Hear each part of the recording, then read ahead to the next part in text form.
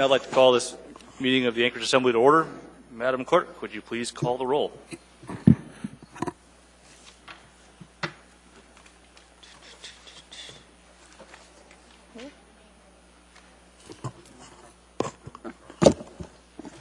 Ms. Dembowski. Present. Mr. Steele. I'm here. Mr. Starr. Here. Mr. Flint. Present. Mr. Hall. Present. Ms. Gray Jackson. Honored to be here. Ms. Johnston. Here. Mr. Honeman. Here. Mr. Trainee. Here. Mr. Peterson. Here. Mr. Evans. Here. You have a quorum. Thank you, Madam Chair. Mr. Peterson, would you please lead us in the Pledge of Allegiance?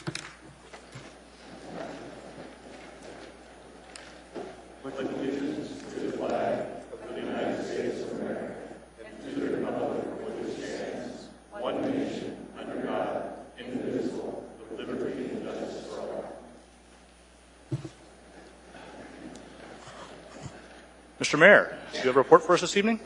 Yes, thank you very much, Mr. Chair. First of all, I want to wish everyone on the body and in the audience Happy Earth Day. Today's Earth Day, and what a beautiful day to have Earth Day.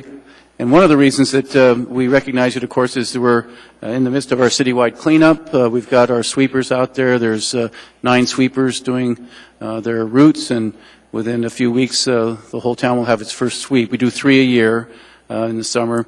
And also, just so folks are reminded that on May 3rd and on May 10th, it's free dump day out at the Highland dump. We don't have the Midtown Transfer Center accepting free goods anymore. It just got to be way too congested at the Midtown Transfer Center. But on the 3rd and the 10th, there is the ability for folks to take their loads out to the Highland dump. So we've got a press conference today announcing that the 49th State Angel Fund, which for maybe the new members, maybe you haven't heard much about it, but we were allotted $13.2 million by the Department of Treasury, the only city in the United States to receive this allotment. And we've been working with both individuals and with other venture capital funds to get the money into hands of folks that will then invest it in our community with both startup businesses and businesses that are looking to expand. And we have a very rigorous criteria, and job growth has to certainly be one of them. And we allotted in our announcement today $1.3 million to the Alaska Accelerator Fund, which is principled by 3 professors from APU and UAA, and then the 49th State Fund, which is way too similar to our name, but $2 million went to that group, and they're also going to be looking for key investments in our community that will lead to job growth and economic development. So very pleased about how the fund's moving along. Lucinda and Joe Morrison have done an exceptional job in making sure that this move forward with good, strict rules. We have an advisory committee that is comprised of local business people, and they put their keen eye on the project so that we do invest it wisely. And so far so good, really good news about these other funds coming on board. We've had some personnel changes that you may have seen an email today about. Our Port Director, Rich Wilson, is leaving at the end of May. Steve Rebuffo will be taking his place as Port Director. Sharon Walsh will be moving from the Building Safety Department over to the Port as the Deputy Port Director. And Ron Thompson will be working not only as the Public Works Director, but as the acting Building Safety Official. So those changes all coming in the next couple of weeks. So keep you appraised of those. Finally, Juneau update. We've been obviously working really closely. Oh, and just an announcement, our Intergovernmental Affairs Director, Shalon Harrington, had a baby yesterday at 4 in the morning. And so baby Landon is now part of the Harrington family. And within minutes after the delivery, she was watching Gavel to Gavel. So I want you to know how dedicated that young lady is to her job. It's really true. So a couple things. It looks like the library funding is intact at $10 million so far, which will move the front entrance project phase 1 forward. The money for the Alaska Tennis Association's request, $4.4 million, has been reappropriated to West Anchorage for roads and drainage projects. So West Anchorage is going to have the best roads pretty much in the whole city. It's a lot of money for an area that's got really good roads already. So, and we're keeping track of other issues. Our Domestic Violence Intervention Program, looks like our funding is solid in there. And other than that, we got, I think, partial funding for 100th Avenue. That's one we'll have to go back next year, looks like, and get the rest of the funding. But that was our top road project. So far, so good. It's, as we know, with a bit of a lean year, not going to get everything we want, but good progress, certainly, and good news on the library. And that's it today, Mr. Chair. Thank you, Mr. Mayor. Ms. Gray Jackson. Thank you, Mr. Chairman. Mr. Mayor, what's the status of the appointments, in particular the disability appointment to the Transportation Commission? I'd have to get back to you on that. All right, and the reason why I'm asking is because there's Rick Miller has applied, and he has been calling me, asking me what the situation is, and I've talked to Karen also, and I don't get an opportunity to talk to you really other than like right now, and that's why I'm asking you the question. So I would really appreciate it if you can get back to me on that, Mr. Mayor. Okay, so is the appointment to The Transportation Commission The and Transportation Rick Commission. Miller, who's applied and been out there for quite some time. Thank you, Mr. Mayor. Thank you, Mr. Chairman. Yeah, very good. You bet. Thank you, Ms. Gray Jackson. Thank you, Mr. Mayor. For the chair's report, a few things. Obviously, the largest items in front of us tonight are the first quarter budget amendments and the mill levy. As the mayor alluded to, we have some moving parts in Juneau that will affect that, so we will do the public hearing tonight. My intent is to call a special meeting for Monday, April 28 at 6 p.m. here in Chambers, so that we can finalize those numbers and get the tax bills out on time. I know it's going to cause Treasury a little bit of headache, but Friday wasn't going to work for a lot of the members, and so we're going to move it to Monday. The seating arrangement you have before us this evening is temporary. I'm still getting data from each of you on what committees you want and where do you want to sit, so we'll get that finalized hopefully by the end of the week and have that arranged in time. Just sort of by way of information for the body, I conduct the pace of meetings a little bit differently than perhaps Chair Hall did. If I'm not hearing any dissent on any matter, I'll ask for unanimous consent as opposed to pulling up a vote. If I'm moving too quickly, and it's not meant to cut off the deliberative process, if I'm moving too quickly, please just ask for a pause. We'll make sure we discuss everything thoroughly. It's just an opportunity for us to move things along a little more quickly. I value your time. I value the time of the people who come to hear from us, or explain things to us, and I want to get them out to their lovely summer evenings just like I want you to enjoy yours. And then the final thing, which is more of a committee announcement, this month's AMATS meeting is canceled, and so Mr. Steele, you have a Thursday afternoon off. With that, we're into committee reports. Let's start with you, Mr. Hall. No report. Thank you. Ms. Domboski. Well, good evening, Mr. Chairman. I'm going to start with a disclosure. You're welcome. Mr. Chair, per prior disclosure and ruling, I will participate on tonight's item 14E, which is revising the 2014 general operating budget. New items are item 9B1, 9 Echo 4, and 9 Delta 6 on tonight's agenda, which involve AFD purchases, and item 9 Frank 6 is an appropriation of Homeland Security money matched with local funds and funds from IAFF Local 1264 to support the purchase of fitness equipment.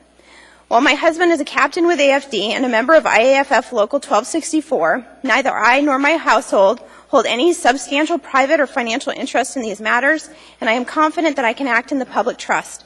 I make the disclosures tonight so you and the body may rule on any potential conflict I may have on these items.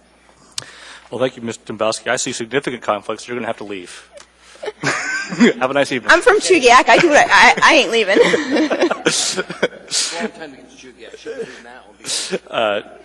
Ms. Domboski, as before, we don't see any conflict on those. You can participate. Thank you, sir. And if I may, I have one committee update. Mr. Chairman, as you know, you have appointed myself, Mr. Traney, and Mr. Evans to a subcommittee on process with respect to Eberhardt versus the MOA.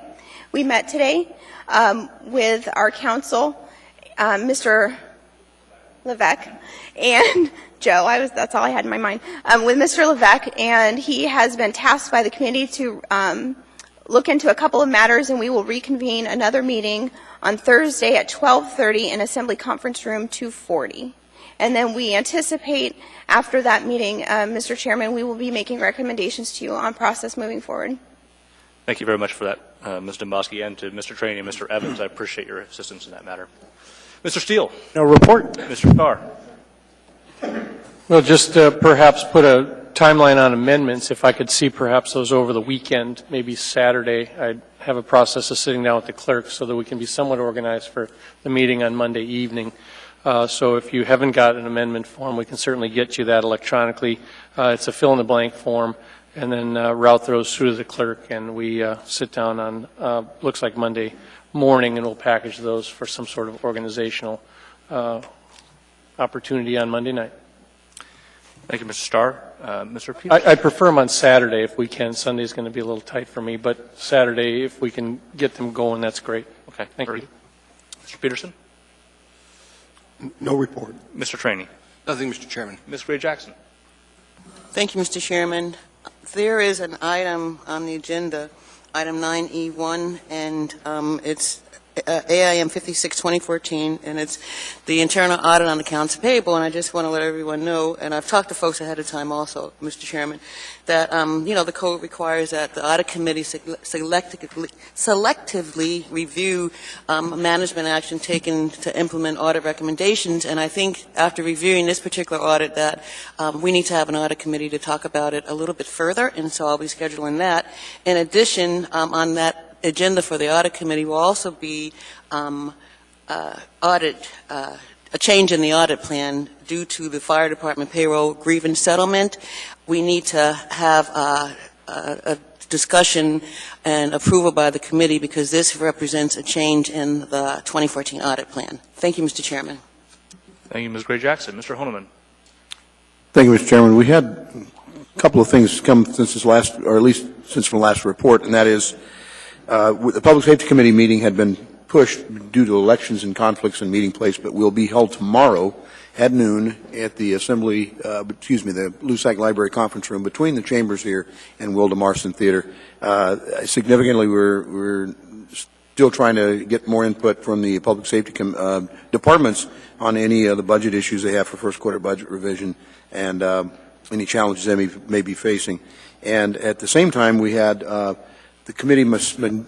Domboski, myself, and of course Mr. Hall and Mr. Trainee sat in on the Regional Transit Authority discussion. That was a joint meeting between the Matthews Borough Assembly and the Anchorage Assembly representatives.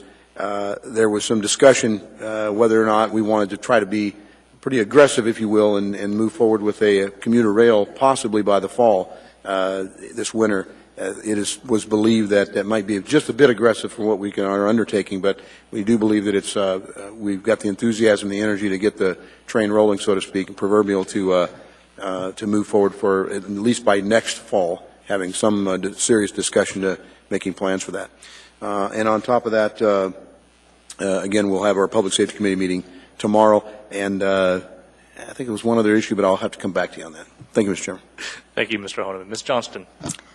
First of all, I'd like to say it was a pleasure working with Ms. Mahoney this session on the pension unfunded liability, and I think you all noticed that that was one thing that did pass, and we're waiting for the governor's signature, with $2 billion going to TERS and $1 billion going to PERS. And while we would have preferred the $1.9 million to PERS, it's still all very helpful, and it will help our financial statements. Also, knowing that we haven't had committee assignments, but felt I probably need to get this on the calendar, Thursday, May 8th, there'll be an enterprise committee meeting, and this will be the monthly update as far as the port, and then an update as far as ML&P and their construction, and as having a meeting with their new manager. Ms. Johnson, just for your information, you may recall May 8th may be the second day of our hearing. We'll get you updated on that. Yeah, and this, but tentatively this would be 11:30 in the morning. Yeah, okay. And Ms. Gray Jackson, you had a question? Thank you, Mr. Chairman. I just want to take this opportunity to first off thank Ms. Johnson and Ms. Mahoney for their efforts on the $3 billion. And I also want to publicly thank this Assembly for approving a resolution supporting it, and also the Retired Public Employees Association, who is a volunteer organization, and they worked extremely, extremely hard in support of this bill. Thank you, Mr. Chairman. Thank you, Ms. Gray Jackson. And Mr. Evans? Thank you very much. We have an addendum to the agenda. May I have a motion, please? Second. All right, a little bit of reading time. We have item 9A4, Resolution AR 2014-106, a resolution of the Anchorage Municipal Assembly celebrating the designation of April 18, 2014 as National Lineman Appreciation Day and recognizing the vital public service of electrical utility personnel. Item 9, Bravo 2, Resolution AR 2014-104, a resolution of the Anchorage Municipal Assembly to ensure diversification of energy supply resources for municipal power. Item 9B3, Resolution AR 2014-105, a resolution of Anchorage Municipal Assembly stating policy directives and fiscal management actions regarding development of an indoor multi-use recreational facility and various park improvements.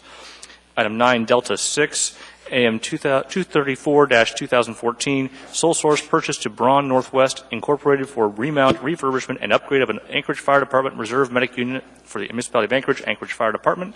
Item 9 Echo 5, AIM 65-2014, 2013 fourth quarter spending report for utility and enterprise departments. And item 9 Foxtrot 6, AR 2014-107, a resolution of the Municipality of Anchorage appropriating $111,600 from the United States Department of Homeland Security and a match contribution of $21,354 from the Anchorage Fire Service Area Operating Fund 131, Anchorage Fire Department 2014 operating budget, and $9,000 from the IAF Local Union 1264's contribution to the Federal Grants Fund 241, Anchorage Fire Department to support a health and fitness program and purchase fitness equipment. Item 9, Foxtrot 7, AO 2014-58, an ordinance of Municipal Anchorage Assembly amending Anchorage Municipal Code Title 21, Land Use Planning, new code effective January 1, 2014, to remove the group living use severe alcohol-dependent housing and amending the Anchorage Municipal Code Title 21, Land Use Planning, old code expires December 31, 2014, to remove the use severe alcohol-dependent housing. Public hearing for that is on May 20th. And I apologize for the previous item. The public hearing is on May 6th. Item 14, Delta 1, AM 232-2014, an ordinance of the Anchorage Municipal Assembly amending AMC 2730-090B, and item 14K2, AIM 64-2014, amended summary of economic effects for Assembly Ordinance 2014-52. We have two laid on the table items, I believe, Madam Chair. The first is item 9 Alpha 3, is that correct? 9 Alpha 5, a resolution of the Anchorage Municipal Assembly recognizing and honoring Barbara Jones for her 15 years of public service to the Municipality of Anchorage. And item 9, Foxtrot 8, an ordinance appropriating an amount not to exceed $89,804 from the proceeds of an interfund loan from the General Liability and Workers' Compensation Self-Insured Fund 602 to the Area-Wide Capital Improvement Fund 401 for the acquisition and installation of a replacement scoreboard for the George M. Sullivan Arena, all within the Municipal Manager Department. Are there any other laid on the table or addendum items? All right. With that, we'll start pulling items. Mr. Hall. Yes, Mr. Chairman, I want to pull 9 Alpha 4 for reading. Ms. Domboski. Mr. Chair, I'd like to pull item 9 Alpha 2 for reading. Mr. Steele. Mr. Chairman, I'd like to pull item 9 Delta 3.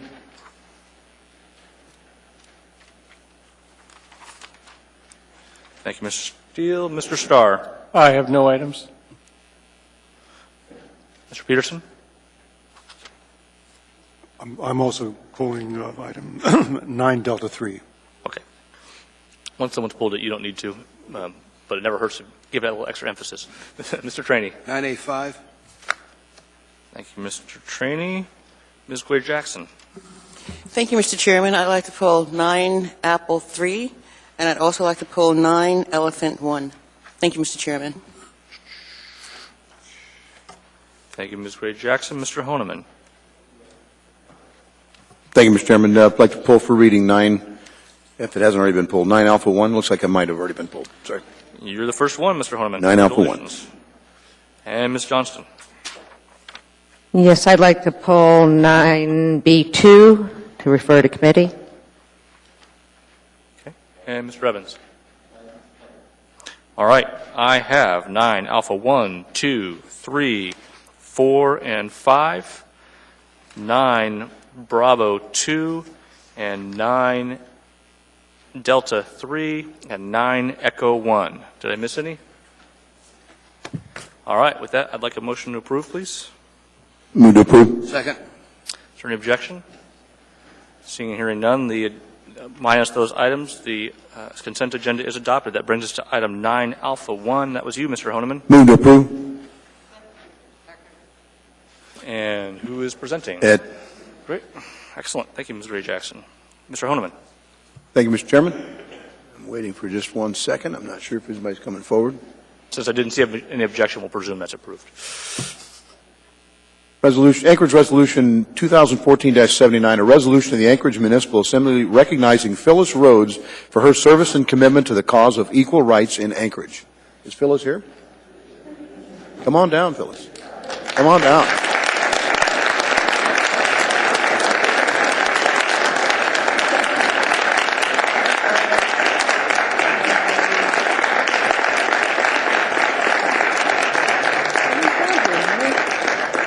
This generally happens after the readings. This is pretty significant. Whereas Phyllis Rhodes was born in Texas, the second largest state in the U.S., raised in Arizona, and drove the Alcan Highway to Anchorage in 1967 with her former husband and young daughter on a journey to an adventure that was reminiscent of something out of the Grapes of Wrath.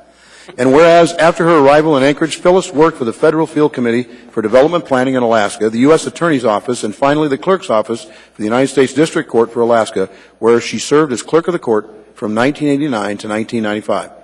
And whereas following her retirement from the federal court system, Phyllis began volunteering with Identity, Inc., Alaska's premier LGBT support, education, and advocacy organization, initially serving as volunteer coordinator before becoming the unpaid volunteer executive director of Identity, Inc. for more than 10 years.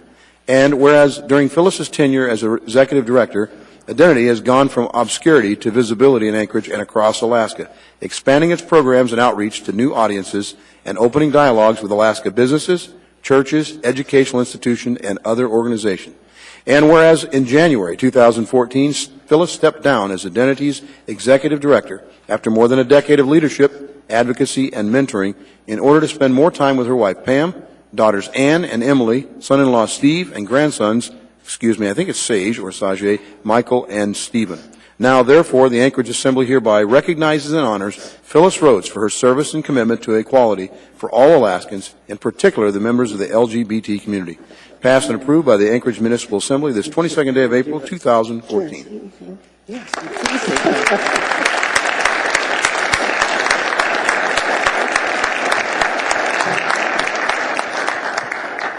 Welcome, Ms. Rhodes. I want to thank the Assembly for recognizing the work that's been done and for the supporters I've had, because our city is a place that can say it is better.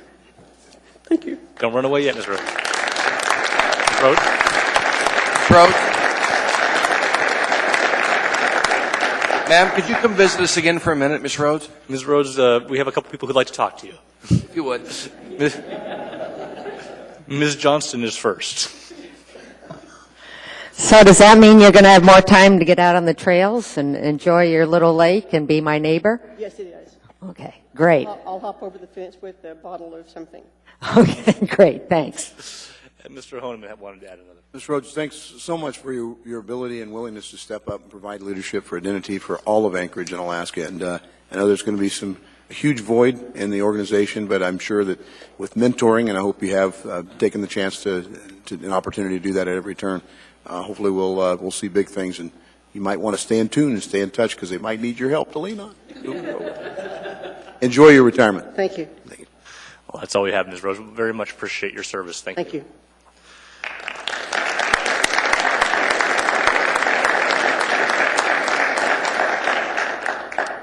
That brings us to item 9 Alpha 2, Ms. Domboski. Move to approve. Second. Is there any objection? Seeing and hearing none, that item is approved. Ms. Domboski. All right. So this is a resolution of the Anchorage Municipal Assembly recognizing April 2014 as Alaska Mission of Mercy Month. Is there a representative here? You can come on down. Whereas the first Alaska Mission of Mercy is being held in Anchorage, made possible by platinum-level sponsors, including the Alaska Dental Society, Anchorage Rotary Club, Moda Health, Delta Dental of Alaska, Providence Health and Services Alaska, Sprocket Heads, and the State of Alaska Department of Health and Social Services, with each contributing cash or resources valued at $25,000 or more for this effort. And whereas gold-level sponsors include DentaQuest, Dr. Milton and Sue Bird, Henry Schein, the Municipality of Anchorage, Patterson Dental, Totem Ocean Trailer Express, and the United Way of Anchorage, with each contributing cash or resources valued at $10,000 or more. And whereas more than 80 other local organizations and individuals have also contributed cash and in-kind donations in charitable support of this event. And whereas more than 1,500 community volunteers, including not less than 230 dentists, are donating their time, resources, and hearts to provide free dental care to 2,000 local residents who otherwise are unable to receive treatment. And whereas individuals with unmet dental care needs can go to the Denina Convention Center to get most of their immediate needs addressed, including relief from pain and infection, cleanings, fillings, extractions, flippers, repairs on dentures and partials, and root canals on anterior teeth. It says front teeth. Good, yeah. And whereas the service is free, anonymous, and no questions will be asked, now therefore the Anchorage Municipal Assembly honors sponsors, local and out-of-state professionals, businesses, nonprofits, and volunteers who came together to provide free dental care to vulnerable Alaskans at the first Alaska Mission of Mercy, and recognizes April 2014 as Alaska Mission of Mercy Month, passed and approved by the Anchorage Assembly this 22nd day of April 2014. Thank you very much.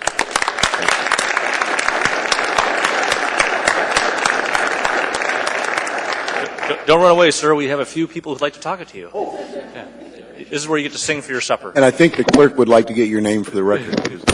My name is Mike Redmond, R-E-D-M-O-N-D. I was the facility lead. That was my floor plan. Very good. Well, Mr. Redmond, Mr. Trainee would like to talk to you. Yes, Sir, it was good to go over there and look at the people going through the system. It was so well organized and such a wonderful thing to do. I hope you come back in a couple of years and do it again. We'd like as a city to try and help you do that, because I saw people's lives changed. And that doesn't happen that often. They were camped out on the sidewalk to get in there, willingly doing it. And thanks for all the efforts you guys did by putting this together for our town. Yeah, thank you very much. We're doing one in August of next year up in Fairbanks. And then after that, they're going to look at Anchorage or Juneau or another place in the state. Well, let us know. Some of us would like to try and help you do it the next time. Yeah, thank you very much. Appreciate it.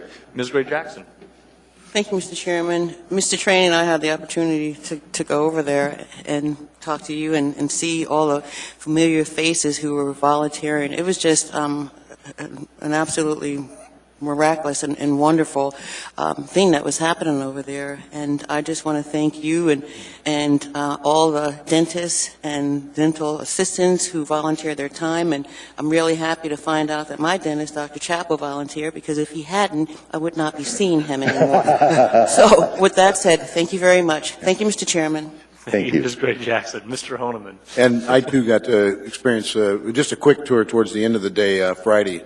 And I think there was a time period where you had to shut off the clients coming through because you had to get everybody through before the end of the workday. And both days. But you started at like really ungodly hours early in the morning. Yeah, we opened at 4:30 and we were drilling at 6 a.m. Yeah, to 6 p.m. That's amazing. So anyway, my hats off to you. I saw the huge 40-foot trailer behind with the Mission of Mercy logo proudly displayed, and got a chance to talk to some of the out-of-state folks with the MOM, and it's phenomenal. I mean, there were a lot of people probably didn't realize there were different stations, and there were people that I don't know if they ever really did that kind of work before, but they were cleaning the instruments, sterilizing, being able to get them back out for deployment for the attack and the battle of the teeth or whatever.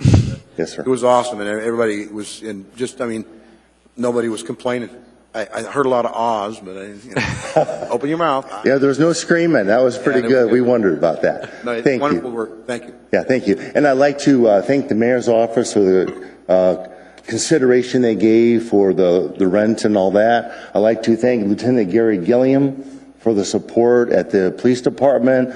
I'd like to, thank Fire Marshal Dean for scaring the dickens out of us.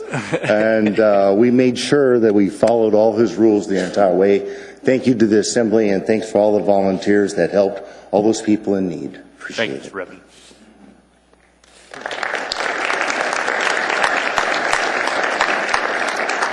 Mr. Trainee. I'd like to move to reconsider item 9D4. That's the same memorandum AM 226-2014, sir. Request administration. Button. A second, please. Second. And for the information of the body, the administration has asked me to delay consideration of this to May 6th, so I'd encourage a yes vote.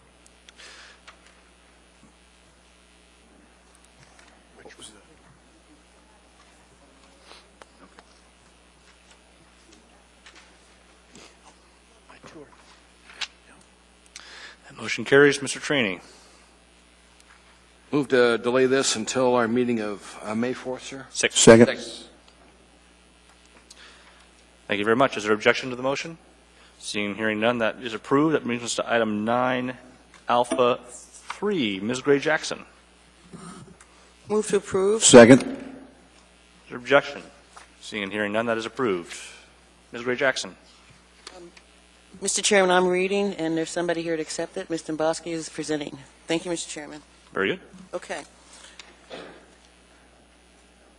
Great. A resolution of the Anchorage Municipal Assembly honoring YWCA Alaska and recognizing April 25th, 2014 as Stand Against Racism Day. Whereas in 2008, the YWCA initiated the Stand Against Racism movement in order to raise awareness that racism still exists in our communities and can no longer be ignored or tolerated. And since 2010, YWCA Alaska has been participating in the National Stand Against Racism event. And whereas YWCA Alaska is dedicated to eliminating racism, empowering women, and promoting peace, justice, freedom, and dignity for all, and will sponsor the 7th annual Stand Against Racism Day on April 25th, 2014 in the Anchorage community. And whereas last year there were over 51 participating sites in the Anchorage community, and nationwide a total of 3,011 organizations and over 310,000 participants who took a stand against racism and shared in activities designed to raise awareness.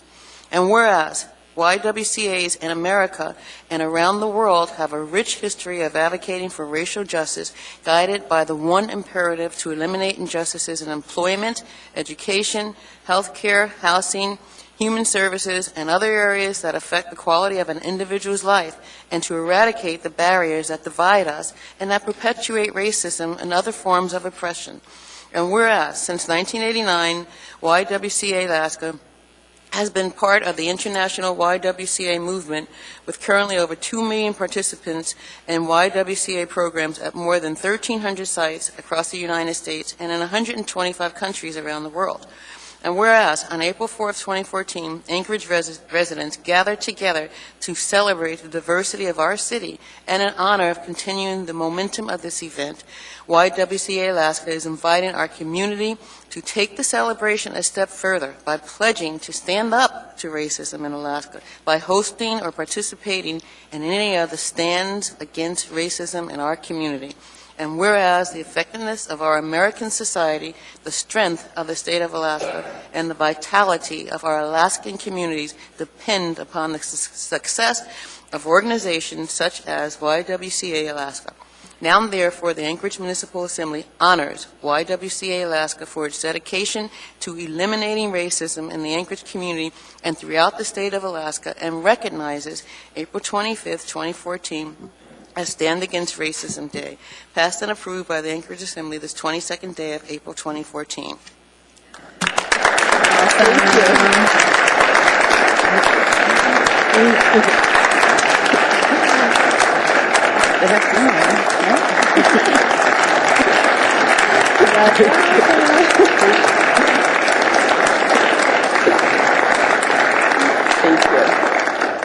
Thank you. Would you kindly introduce yourself, just so we know who you are? Oh, I'm Claire, and I'm the AmeriCorps volunteer for the YWCA. And the person who coordinated this year's event. Welcome, Claire. Thank you. What's your last name, Claire? And I'm Debbie LaFleche, the CFO of the YWCA. Claire, what was your last name? I'm sorry. Anderson. Anderson. Great to meet you. Thank Welcome. you. Thank you. That brings us to item 9 Alpha 4. Mr. Hall. Move to approve. Is there alignment in the House to receive this presentation? Seeing and hearing no objection, that item is approved. Mr. Lyman, come on down.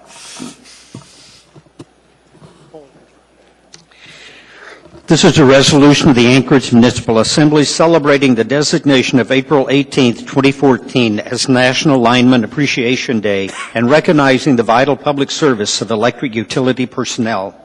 Whereas April 18, 2014 was designated as National Lineman Appreciation Day by the U.S. House of Representatives, and whereas municipal light and power line workers, together with other employees, utilities, and entities, play a vital role in our community. These men and women often work in harsh weather and sometimes hazardous conditions to keep electricity flowing year-round and to restore power immediately during an outage. And whereas line workers are on call 24 hours a day, 7 days a week, and must be ready for any situation. And whereas line workers are often the first responders during storms, making the scene safe for other public safety workers. And whereas we value the work they do every day to maintain safe and reliable service to homes and businesses.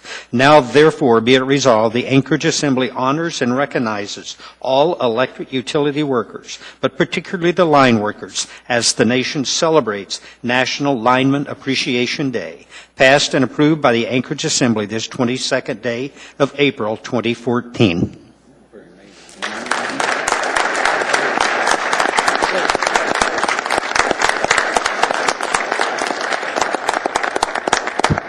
Gentlemen, if you kindly introduce yourselves. I know Mr. Honeman wants to have a word with you, but please just tell us who you are first.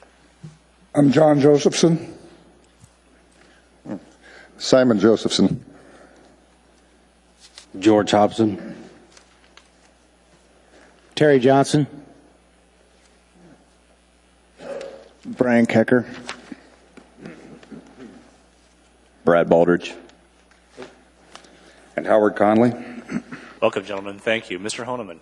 Yeah, I've often wondered. I hear that commercial about there ought to be a badge for this, and it reflects back to that with all the, particularly the windstorms we had here in Anchorage here, that they're like tornado winds or hurricane winds, and do a lot of trees down a lot of lines, and a lot of people would want to duck for cover, and you guys are out in the middle of that stuff, and it's pretty amazing. So, full disclosure, my son is actually a telephone lineman. I guess you guys lovingly refer to them as ding-a-lings, but anyway, they don't climb as high on the poles, but it's a great occupation, but it's not a real safe one all the time. So, thanks for the efforts and the endeavor that you do to keep us all in creature comforts that we've all come used to. So, thanks again. Thank you, sir. Thank you, Mr. Honeman. Ms. Gray Jackson. Thank you, Mr. Chairman. I just wanted to personally thank each and every one of you who are here this evening and those who aren't here, because I really appreciate the fact that you keep the lights on. And please invite me to the next barbecue. Thank you, Mr. Chairman. Thank you. All right, now we can all applaud. Thank you, gentlemen.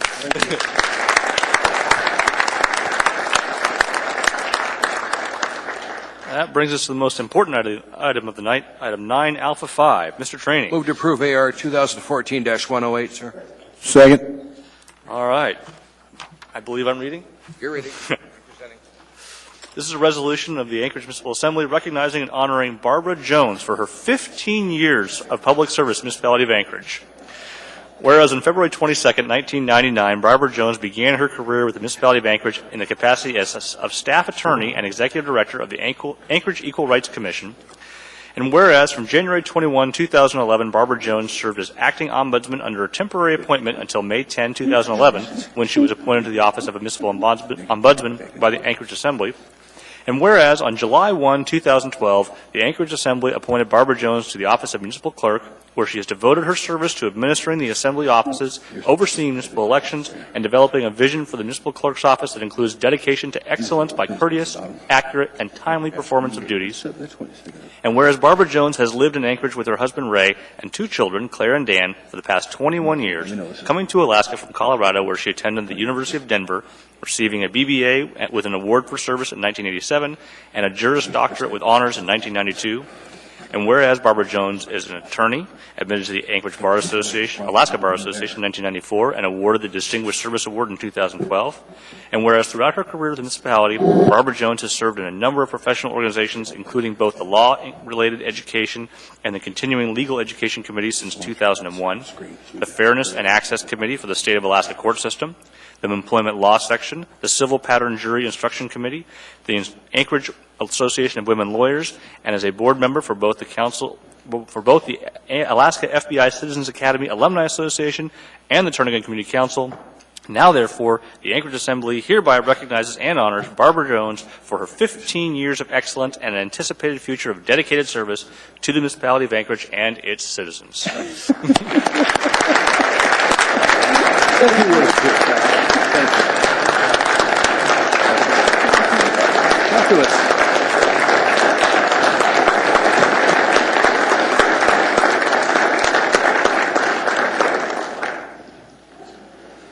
Ms. Jones, the podium is yours. Well, obviously I have awesome staff because they're the ones that wrote that for Mr. Trainee. So thanks much to them, and thank you, Mr. Trainee, for recognizing me on my anniversary, and thanks to all of you. I really appreciate it. It's been a wonderful 15 years. Absolutely no complaints. We'll work on that. Thank you, Ms. Jones. Thank you. And it means there's no record. She wasn't there. I'm sorry. Okay, that brings us to item 9, Bravo 2. I believe that was. I move to refer this to the Enterprise Committee and have a report back from them on May 20th. Second. And Mr. Starr. You know, I'd ask you to bring it up to a vote. I'd rather it not become sort of a political football, whether or not we agree with wind power or we don't agree with wind power. The interest in this is to sort of get this topic to those that can make decisions on it. And I think that the committee work, although we all have our share of it, I think is best to just sort of encourage the dialogue as written between the general management of ML&P and those that have the power to offer. So I think rather than bring it inside that committee for whatever discussion or debate that may foster, I'd respectfully urge that we don't move it to that and just approve it as is and encourage the dialogue outside committee. Thank you, Mr. Starr. Mr. Trainee. Mr. Chairman, I'm going to support Mr. Starr in this. He's taken a good hard look at this. I've talked to the Siri people. We simply need to move this forward, Mr. Chairman. I will not be supporting a delay on this. Thank you, Mr. Trainee. Mr. Honeman. I concur, and as one of the sponsors of the bill, I talked to Ms. Johnson briefly, and I would agree that the Enterprise Committee would be well played if we were to get updates and updated information from the ML&P as well as Siri on wind farm in the future going forward, but that should not delay us from entering into good faith negotiations. So I'm supporting no delay and support this. Thank you, Mr. Honeman. Ms. Domboski. Thank you, Mr. Chairman. I had the opportunity to have a discussion this week with Siri, actually, and it was an intriguing prospect. But I think the language in this, where it says ML&P is directed to immediately begin good faith negotiations, you know, I think the jury is still out on that. I think, honestly, we should explore it. I think, but directing ML&P as a unanimous voice or one solid voice on this without us looking at it, and Enterprise, I think, is kind of putting the cart before the horse here. And my understanding of this is there's the other electric entity is not wanting to buy the power in the second phase too. So I just want to vet it out just a little bit before I say, yes, give ML&P direction. I mean, that's just my thought. So I will be supporting the delay. Thank you, Ms. Domboski. Mr. Starr. Well, I think certainly any agreement that's made or not made is fair game to bring it back. So if the negotiations don't yield that, we've had those conversations before, and I don't think the expectation is set that it's automatically approved, and it could very well be the recommendation to not buy it. And I'd be happy with either of those answers if the dialogue was to incur itself. So the inference, I don't believe the wording is strong enough to say that they must buy it. It says go have a conversation about it in good faith. Thank you, Mr. Starr. Ms. Johnston. I think probably Siri is meeting with all of us. I have a meeting tomorrow scheduled with them, so it is, I would say, sort of in the political arena already. But I see it as an opportunity. I have to say that I have been fortunate to be on the Mayor's Energy Task Force, and through that task force I've been able to glean a lot of information about energy that sometimes I wish I could share with each of you.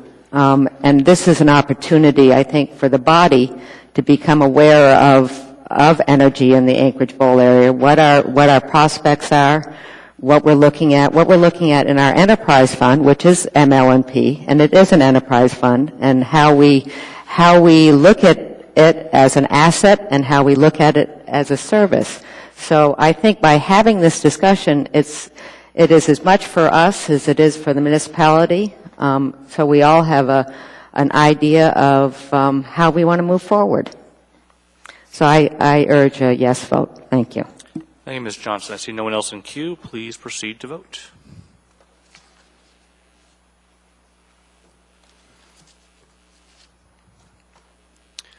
So that motion fails. Mr. Chairman, I move to approve AR 2014-104. Second. See no one in queue. Please vote.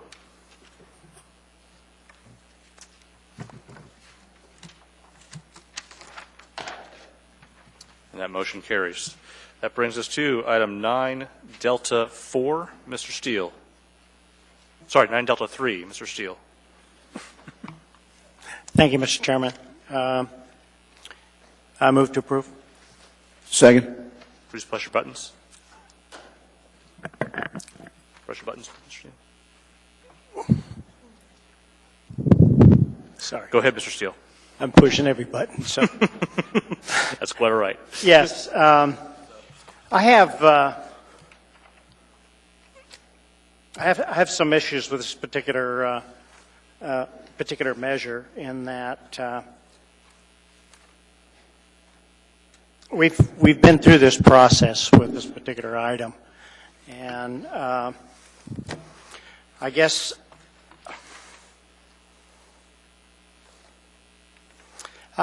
I move to approve, but I don't believe that this is the best item here.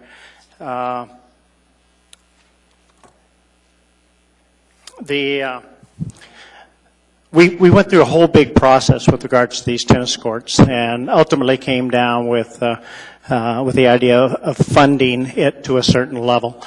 That was pulled back to Juneau. Mr. Steele, I apologize.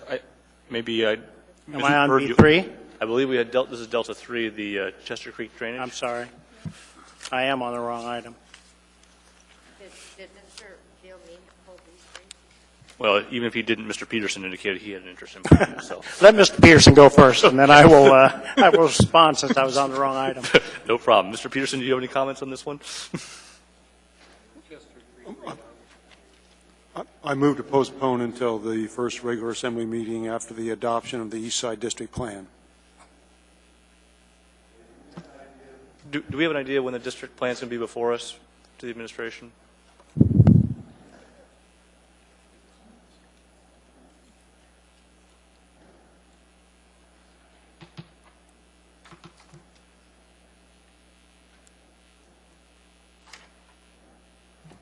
Mr. Chairman, Jerry Weaver, Community Development. It's out for public review now, and it'll go to the Planning Commission. The Assembly will probably see it late this fall.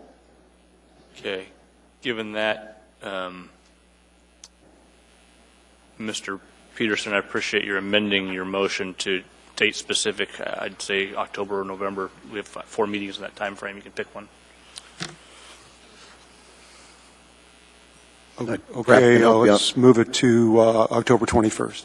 Okay, is there a second? All right. And with that, Ms. Domboski. Thank you, Mr. Chair.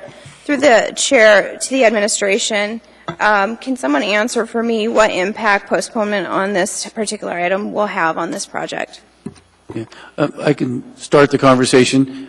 This is an item already approved by the Assembly. This is just the award of the contract to actually do the work, and if it's delayed till the fall, we will lose the construction season. So you've already approved this item. We're just awarding the contract. And Mr. Mayor, thank you, Mr. Chair. Mr. Mayor, my understanding is this is the Chester Creek realignment project. That's correct. Correct. We've already put it out. We're just awarding it. We've already approved it. That was my recollection. So with that, though I appreciate the sentiment of the maker for delay, I think this body's already considered this item. I think it's in East Anchorage's best interest to move forward on the project. So I will be a no vote on delay. Thank you, Ms. Domboski. Mr. Steele. All right, I know where I am now. I was concerned because it's talking about the original contract award and that there was work done, including some documents, and I haven't seen them. I guess I would like to have a work session on it since this is probably before my time. But I need to know, I need to have a discussion about it, so I would like a work session on this before we go forward with it. Thank you, Mr. Steele. Mr. Sullivan, or Mr. Mayor, I presume you're ready to come out of the queue now, or do you want to continue? Okay, Yes, Mr. Kalis. thank you very much. And I appreciate your concern, Mr. Steele. But when this body took its action to go ahead and approve the realignment, all of the documents, all of the studies, et cetera, were made available to the Assembly at that time, and there was great discussion. And regardless of what the outcome is as to the use of the land, it was determined because of all of the concerns of the glaciation and everything else that was happening in that vicinity, that this was the best course of action to remedy that. And it also made more sense to do that for the fish migration and everything else. So way back when you made the decision, all of these things were taken into account from that study. All we're asking for now is allow us to go ahead and award the contract so we can get the work done this construction season. It has no bearing on the outcome, final outcome of the use of the land. This work needs to be done to fix some of the problems that were identified in those studies. Thank you. Thank you, Mr. Vikalis. Mr. Honeman. That is not me. Thank you, Mr. Chairman. And I'll remind my new colleagues, and certainly just a refresher, including to the administration, I am reluctant to change the course that's gone forward, even though the course that's moved forward to this point wasn't necessarily what was supported by the East Side, East Anchorage community councils and neighbor residents looking at that creek realignment. There are actually 2 or 3 proposed rerouting of that creek to get to the same end result, which is realistically what the end goal is to get it closer to, away from DeBar, where it's both collapsing and they've realigned that creek a little farther to the south of Muldoon Road on the other side of Muldoon and the Chester Creek, that new, where it used to be the Alaska Village Trailer Court. So, I'm not sure if this work is going to, and maybe the administration, Mr. Weaver, somebody can tell me, I'm not sure if this creek realignment is a finalized plan or if it's just more work and getting it, I guess it says preliminary and final design. So it isn't really turning the soil, so to speak, is it, or is it? It basically what it does is sets the stage, and I'll let Mr. Hanson bring you up to speed. There was one element on it that I forgot to mention when I was talking to you. So it actually it sets the course for the rest of the work. So, Mr. Hanson, my specific question is this, and if you look at the map on the back, Exhibit A, you see where the creek apparently currently routes the dark line, I'm assuming, correct? And my understanding is one of the designs intended was to make it more of a square, almost the property line, to get the creek more towards 14th Avenue, that little tiny box that goes across Muldoon. Is that correct? That is correct, and it's Jerry Hansen, Project Management and Engineering. The work that's described under this amendment to the contract is for work to put that existing ditch on the west side of Muldoon, just south of DeBar, into a pipe system and to design an oil and grit separator. Currently, two forks of Chester Creek come into meet at the same place, which is just right at DeBar in pipe systems. The previous work that has been designed was to relocate that, as you described, further to the south and come in more of a, as you said, a box system. But there still is an existing fork of Chester Creek that would come in. It comes diagonally across the intersection and enters an open channel that goes down to the meets up to where we would relocate the creek that's already been designed.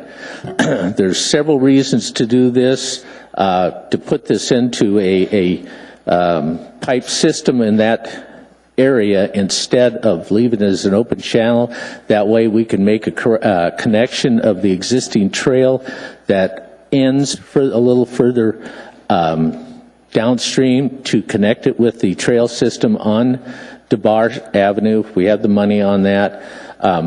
Also, there's an existing oil and grit separator for that branch of Chester Creek that has failed. It's in that location. It can't be maintained. We move it further, closer to where the existing or the new trail alignment is going to be.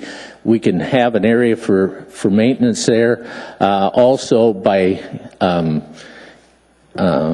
putting this into a pipe system, we'll be able to, hopefully we're going to keep some of the garbage out of the creek and help it keep it cleaner, since it's right adjacent to Muldoon Road with garbage and overspray from plowing and such that goes into that.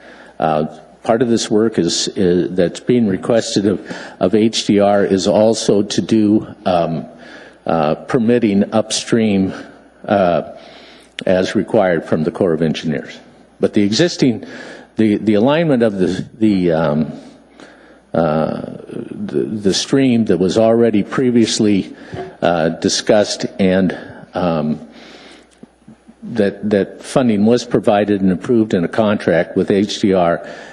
We already have the funding for this, and we are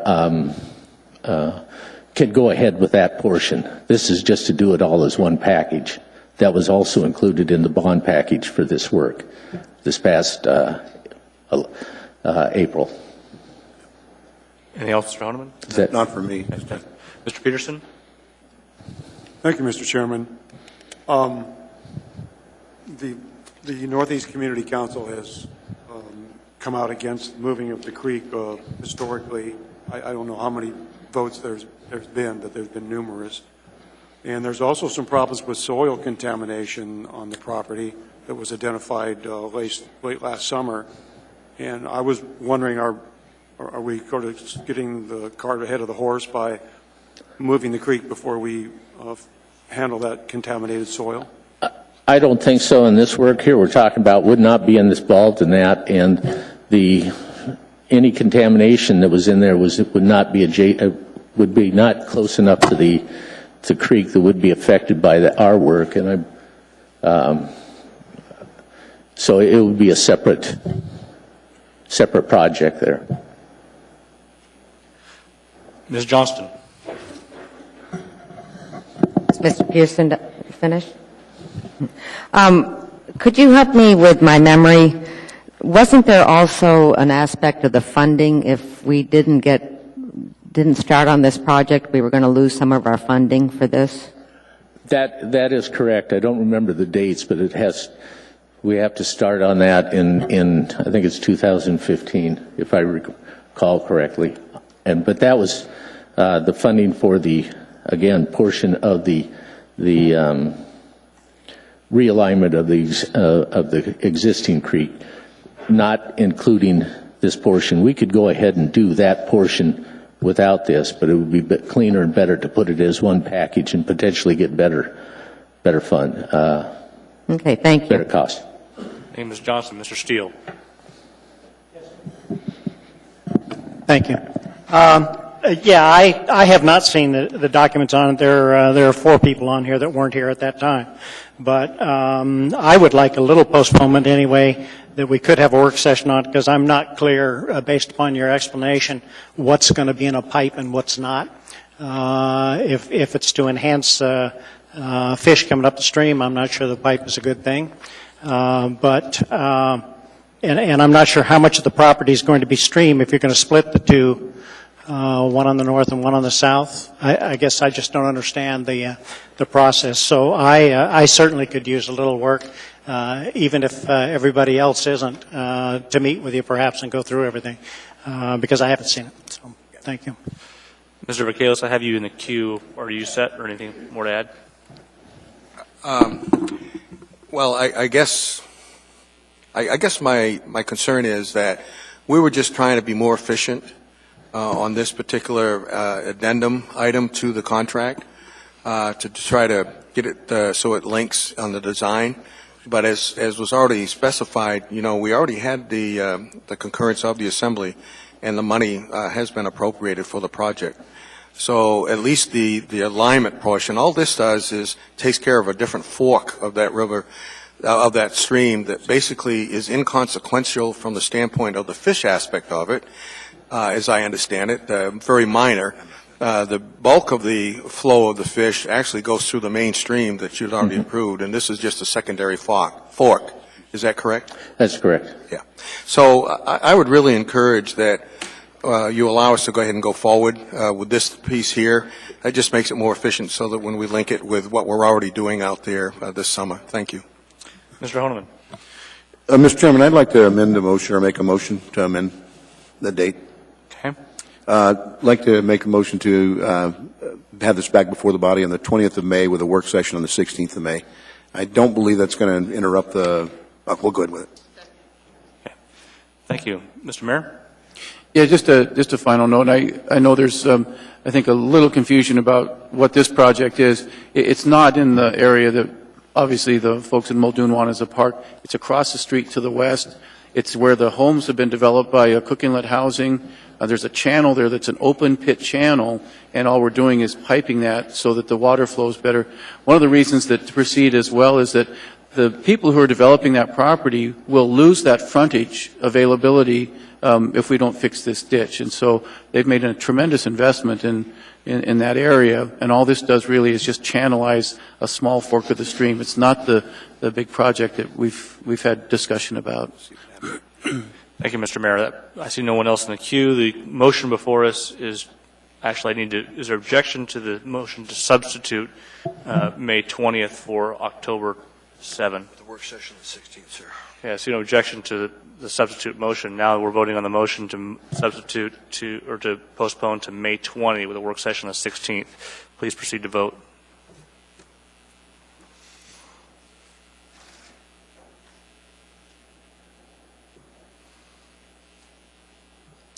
By a vote of 7 to 4, that motion carries. We'll bring this back on May 20, and we'll get that work session scheduled for the 16th. That brings us to item 9 Echo 1. Ms. Gray-Jackson. Thank you, Mr. Chairman. I'd like to move to postpone accepting this information memorandum until the meeting of May 6th. And as I stated in my comments, my audit committee comments, I'd like for the audit committee to have a chance to meet and review the findings and recommendations. Thank you, Mr. Chairman. Second. Could you click in for me, Ms. Gray-Jackson, please? Thank you very much. Is there an objection to postponing that acceptance of that item pending the audit committee's review? Seeing and hearing none, that item is postponed. That brings us to item 11A. This is Assembly Memorandum 119-2014, an Employee Relations Board appointment. Move to postpone indefinitely. Point of order. Mr. Chairman, I think the member from South Anchorage wanted to disclose a conflict. I'm serious. I wanted to make the motion. We have a motion and a second to postpone indefinitely. Is there any objection? Seeing and hearing none. Sorry, Mr. Evans, you're stuck with us. That brings us to item 11B. before I get a motion on this one, Ms. Mahoney, do I correctly understand that we're going to handle this in first quarter budget amendments as opposed to with a separate standalone resolution? Mr. Chair, you can choose to do it tonight, and if you decide that you want to pass this resolution, you certainly may, or we can handle it through the budget. If you choose to do it tonight, then we would just remove it from the budget. Okay, well, we'll just hold off on this one until after the break. May I have a motion to change the order of the day to take up item 12A, please? So moved. Is there objection? No. Seeing and hearing none, we have item 12A before us. Mr. Potter, come on down. We'll take money anytime we can.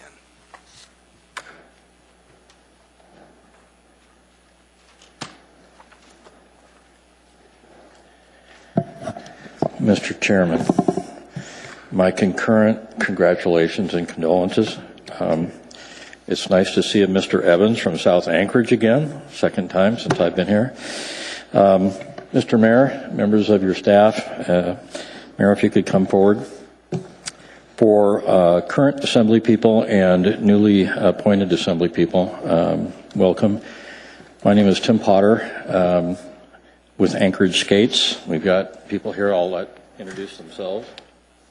I'm Nancy Heine with the Alaska Speed Skating Club. Amy Fitzpatrick, I'm president of Alaska Speed Skating Club. Jim Rankert with Anchorage Skates. Peter Heusler, head coach, Alaska Speed Skating Club, and also now current chair of Anchorage Skates. So this is I don't know if all of you know that the skating oval or fitness oval that was constructed in Cuddy Family Midtown Park is actually the 6th regulation size speed skating oval in the United States. This is the 6th year that Anchorage Skates has, Nancy, go ahead and present it to the mayor. It is the mayor.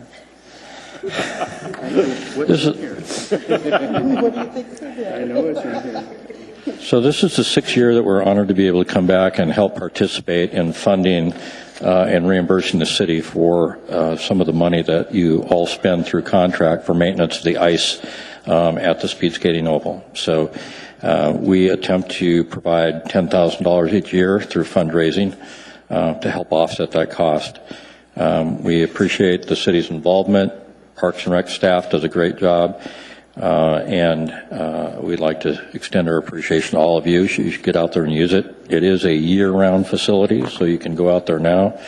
If you've got kids or grandkids that you want to teach how to ride a bicycle and not be out in the street, it's a great place to go.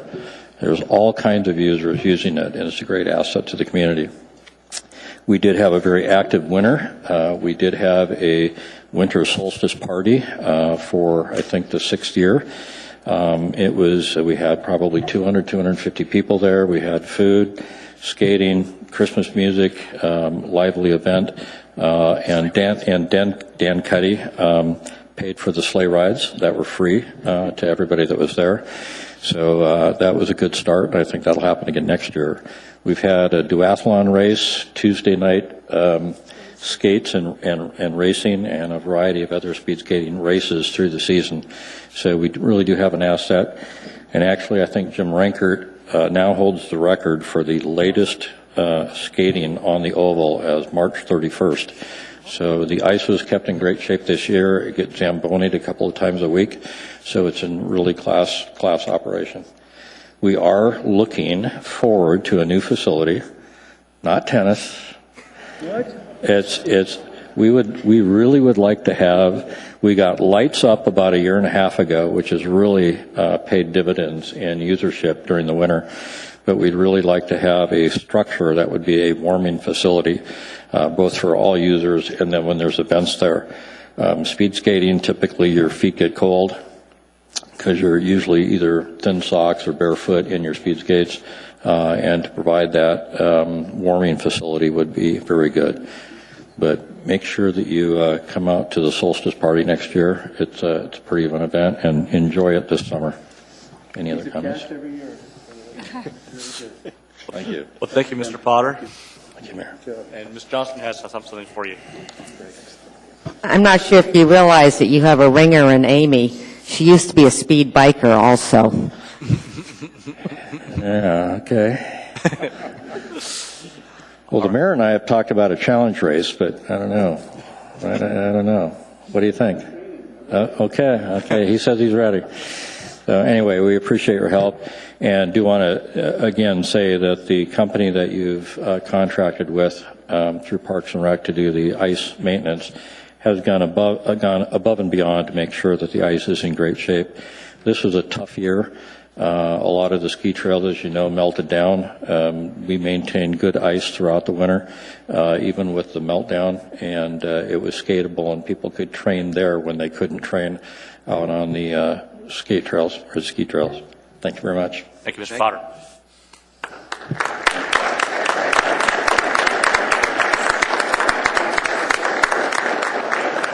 Yes, great. All right. With that, we will, before we take our dinner break, just for those who weren't here when we started, we are not going to finish our work on first quarter budget amendments tonight. We will take public testimony, and we're planning a special meeting for April 28th, Monday at 6 p.m. While we await the legislature's final action. But we will take public testimony tonight. So with Mr. that, Chairman, just for clarity, are we going to keep public hearing open until Monday then with that schedule? we'll figure that out when we see how our crowd goes tonight. Okay, I encourage it, of course, because there's no budget amendments being moved tonight, or, the S version from the administration hasn't been encompassed. So just because we kind of talked about that at the work session, I just want to follow that theme if you're so inclined. Very good. Thank you. So with that, we will take 20 minutes for a dinner break. We'll be back at 6:35.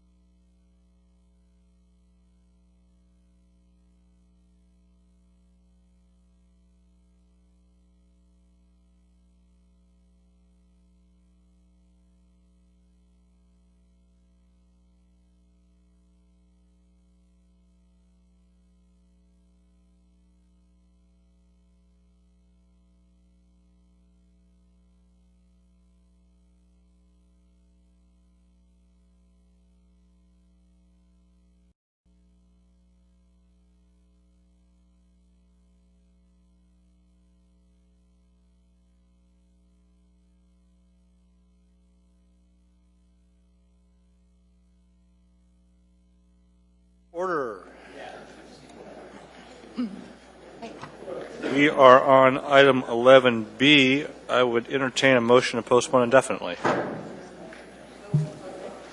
Second.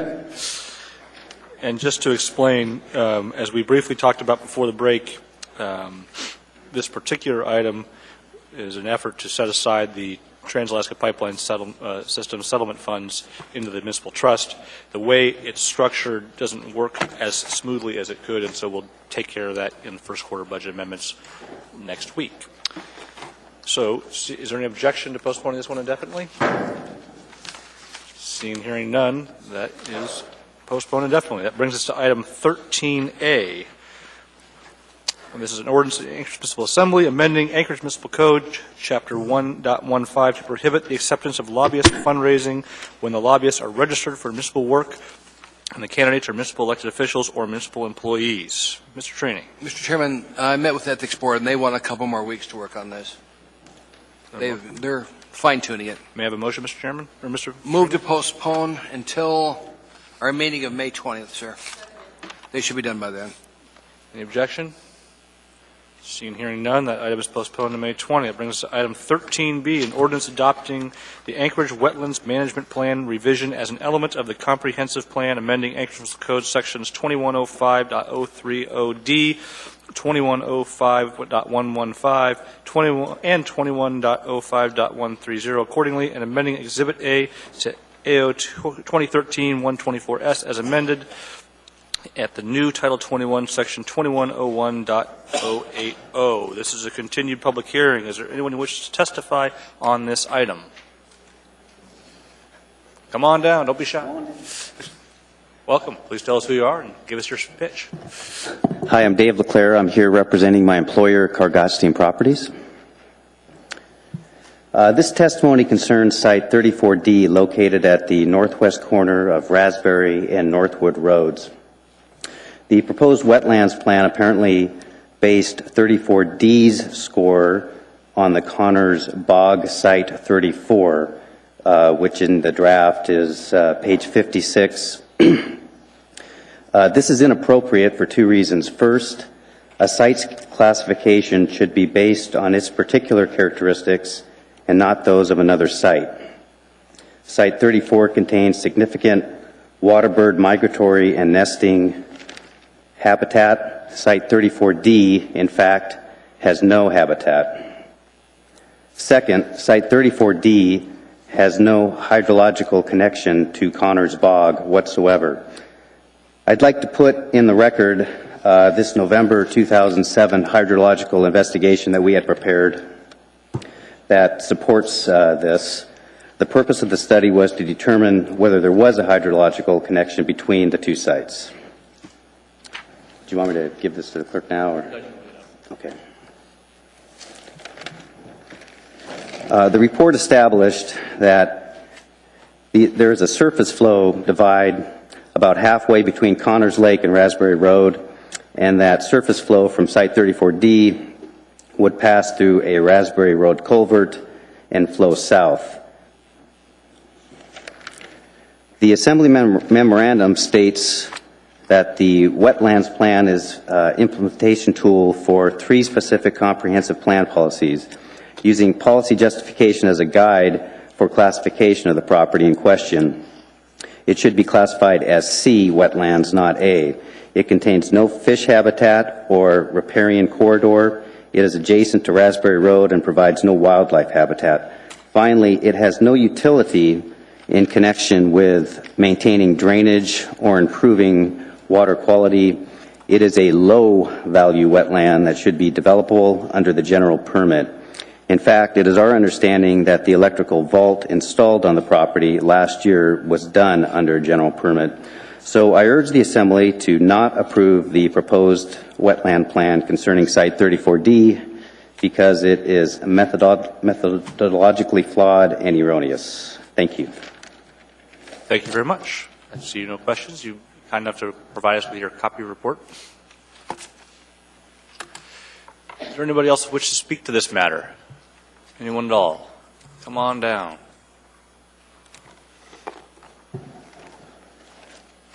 Welcome, sir. Hi, my name's Dave Morgan. I'm a resident of the UMed district, former president of the Rogers Park Community Council a couple of years ago, and a member of the board. Basically, it's an inquiry as to the wetlands plan. Today, the capital budget was moved by the legislature, and the UMed Extension Road was approved.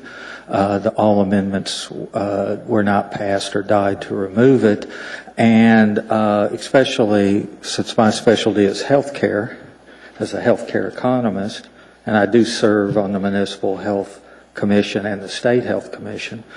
My inquiry is from reading the wetlands plan and notations that this would have no effect on the UMed road expansion as detailed in the capital budgets that's been approved and at the state and the has been working on.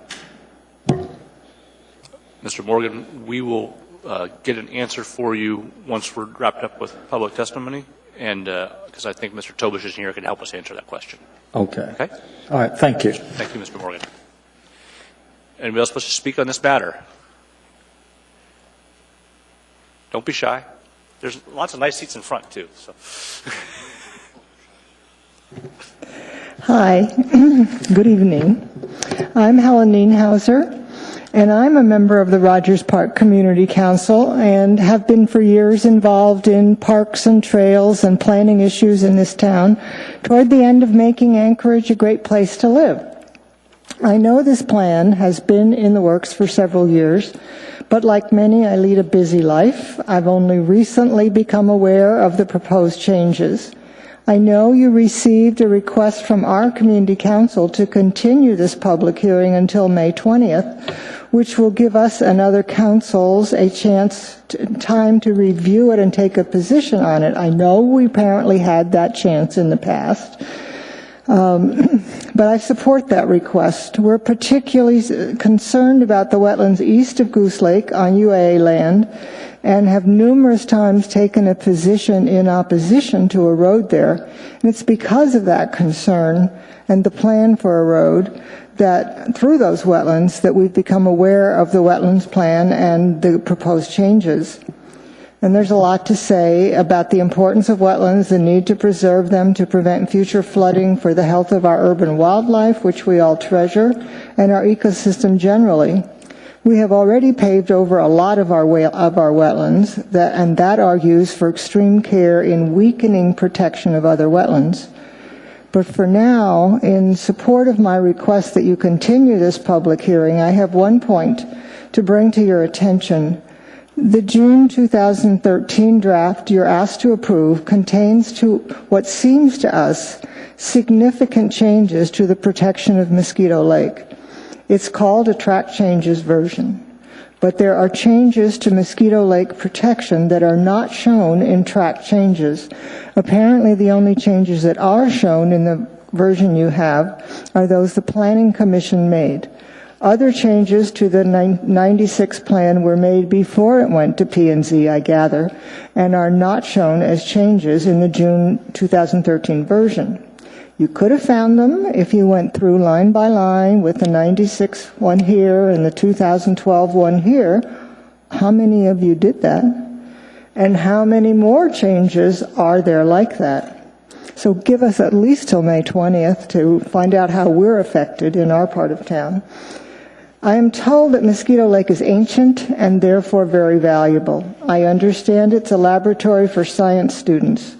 The 96 plan says regarding Mosquito Lake, quote, lake proper and northerly A wetlands shall be preserved without disturbance. I'm a planner by profession, and in my experience that word shall is a pretty strong word. The language in the June 2013 version says the lake itself and the A wetland shall be preserved to the maximum extent possible. We're told this apparent weakening from an absolute to a subjective determination really doesn't change anything because those are still Class A wetlands. Well, okay, then let's not change the language, please. I'm sorry, Thank you. We're here 3 minutes are up. You get everything done? Yeah. Okay, great. Thank you very much. I do have copies to. Kindly bring them to the clerk. That'd be great. Is there anybody else who wishes to testify on this matter? Come on down, ma'am. I'm Kristen Hansen from the Widgeon Lane Condo Association. I, like Helen, am concerned about the proposed language changes, and actually she picked the same phrases that I'm concerned about. There have been no changes in sciences that tell us the importance of wetlands. They have stayed the same. There's been no change in the value of this 10,000-year-old lake that Mosquito Lake is. There's been no change in the science of ecosystems and how important they are. They are far more extensive and complicated than just one tiny plot. There also have been no changes in terms of the Anchorage residents' desire for an aesthetic and healthy living area, and certainly the Goose Lake area that also includes Mosquito Lake, that whole little natural oasis, provides that for school children, for adults, for hospital patients. So in essence, there have been no changes in major scientific areas or in the logic of why the 96 wording is the way it is. And since there have been no changes of substance, I see no reason to change the 96 language, and I would ask that you would leave it as it was. Thank you, Ms. Hanson. Is there anybody else who wishes to testify on this matter?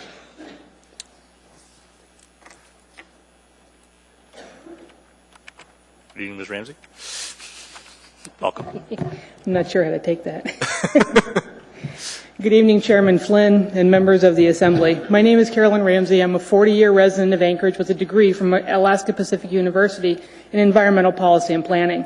The purpose of the AWMP is to identify and protect high-value, sensitive wetlands. Back in the 1950s, Anchorage had 18,903 acres of wetlands. Today, we have 4,000 acres, which works out to a loss of 79% of our wetlands. This makes the remaining high-value wetlands, such as Mosquito Lake and Goose Lake, much more valuable.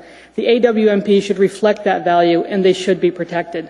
Mosquito Lake and Goose Lake provide a rich, diverse habitat for birds, plants, and wildlife, and in such provides a wide variety and easily accessible educational opportunity for APU and UAA students, studying a wide range of modalities. These assets were outlined in a technical report on significant natural open spaces in the Anchorage Bowl by the Great Land Trust. The proposed revision of the AWMP 2000 wording to preserve some of our wetlands to the maximum extent possible is subject to individual interpretation. Whereas the AWMP 1996 language of preserved without disturbance is indisputable. While I understand the thoughts behind wetland mitigation, I don't believe mitigation is appropriate in all situations.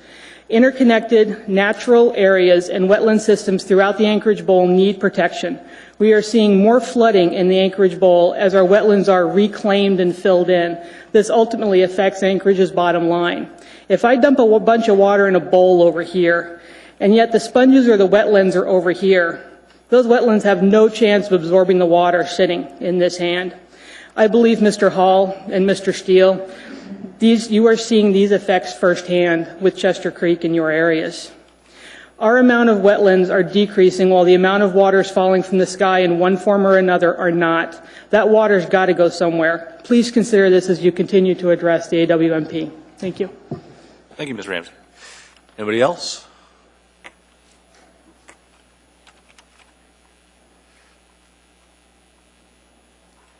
Good evening. Good evening. Let's see here.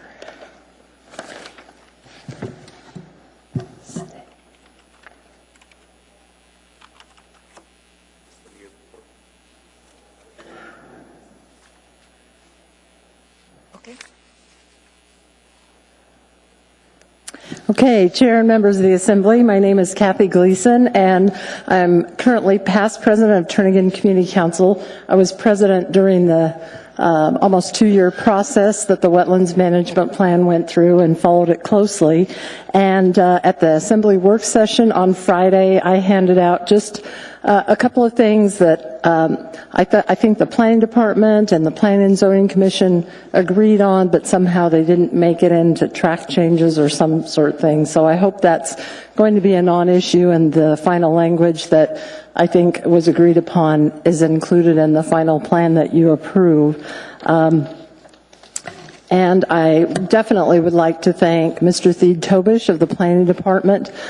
He was invaluable working with our Community Council Board, and then ultimately comments that were submitted in, and approved by the full body in October of 2012 on coming up with language that worked for us with the Turnagain Bog and Postmark Bog and some of the other wetlands in the Turnagain area. So I really appreciate his help on this. And so it's probably pretty rare to see a document where Turnagain has submitted comments as they are in the December 2nd, 2012 Planning and Zoning Commission approval, and go through it and item by item in the matrix where it has Turnagain comments and what we're proposing, and then whether the Planning and Zoning accepted them or rejected them.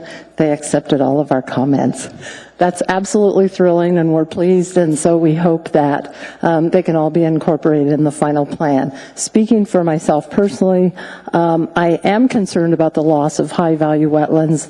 I understand that they have a lot of functions that do some pretty basic things for us, as the previous speaker spoke about: flood retention, water quality, filtering, bird habitat, other species habitat. So I think when you've got a classified wetlands, it's important from this day forward for this city, this community, to put high value on them and avoid development pretty well where they are really functioning at a high level, because we have lost so many. So thank you very much.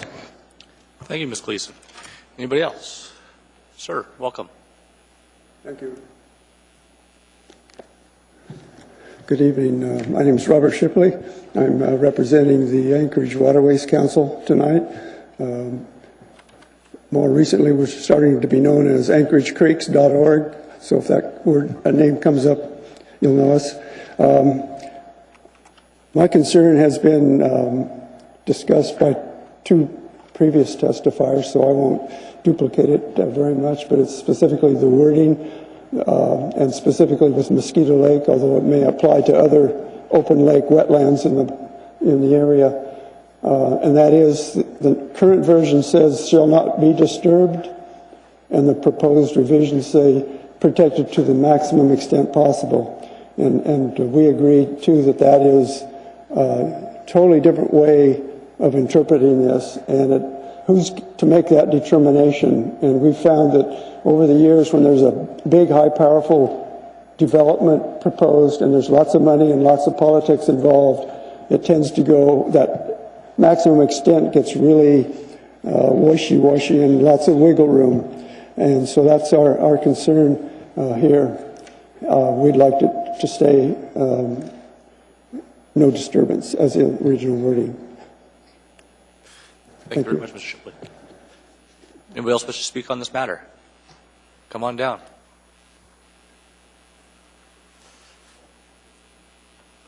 Welcome, sir. Good evening, members of the Assembly, Mr. Mayor. I'm Gordon Jones. I live at 3214 Wesleyan. I'm concerned about the proposed changes. As other speakers have said, there's a great number of wetlands that have been lost here in Anchorage over the years, and that is a loss. They're gone. They will not come back. I appreciate what the wetlands bring to our community as far as bird life and wildlife. Right here in the city, in the core of Anchorage. As the previous speaker stole my thunder, Mosquito Lake shall be preserved without disturbance. That's the wording right now. That is real clear. Shall be preserved without disturbance, end quote. And let's look at the comparison verbiage, the new proposed verbiage, shall be preserved to the maximum extent possible. There's wiggle room. So I would encourage you to maintain the the verbiage that we have right now, and we have this slogan here in Anchorage, Big Wildlife. There's a good sound to it, and I would encourage us all to live up to the spirit of this fine slogan and help maintain what we have here in Anchorage. Thank you. Thank you, sir. Anyone else wish to testify on this matter? Hurry on down. Is there anyone else? There's seats up front.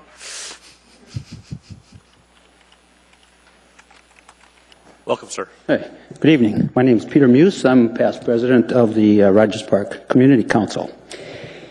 First of all, let me just review this document, with which I'm sure most of you are aware, and some of the statements made in this. Of course, this document is the product of tens of thousands of hours by volunteer citizens to create a vision for the municipality of Anchorage. Let me just offer a few comments here from this, which is very prescient for tonight's discussion. As far as design and development, it said the citizens determined that it should be in harmony with nature, an urban place that develops in harmony with its natural setting and is mindful of its natural hazards. As far as wildlife, a wide diversity of fish, wildlife, and habitats throughout the municipality that thrives and flourishes in harmony with the community, and wetlands are a system of wetlands with functions and values that are preserved and enhanced.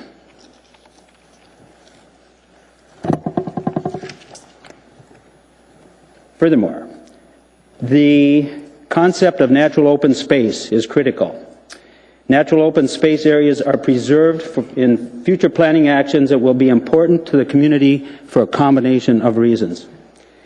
Sites that can retain and filter stormwater as needed to meet the terms of Anchorage's federal stormwater permit or are otherwise important to future watershed plans.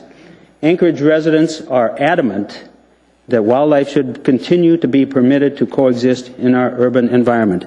That would be vertebrates, invertebrates, creatures seen and unseen, which is wetlands.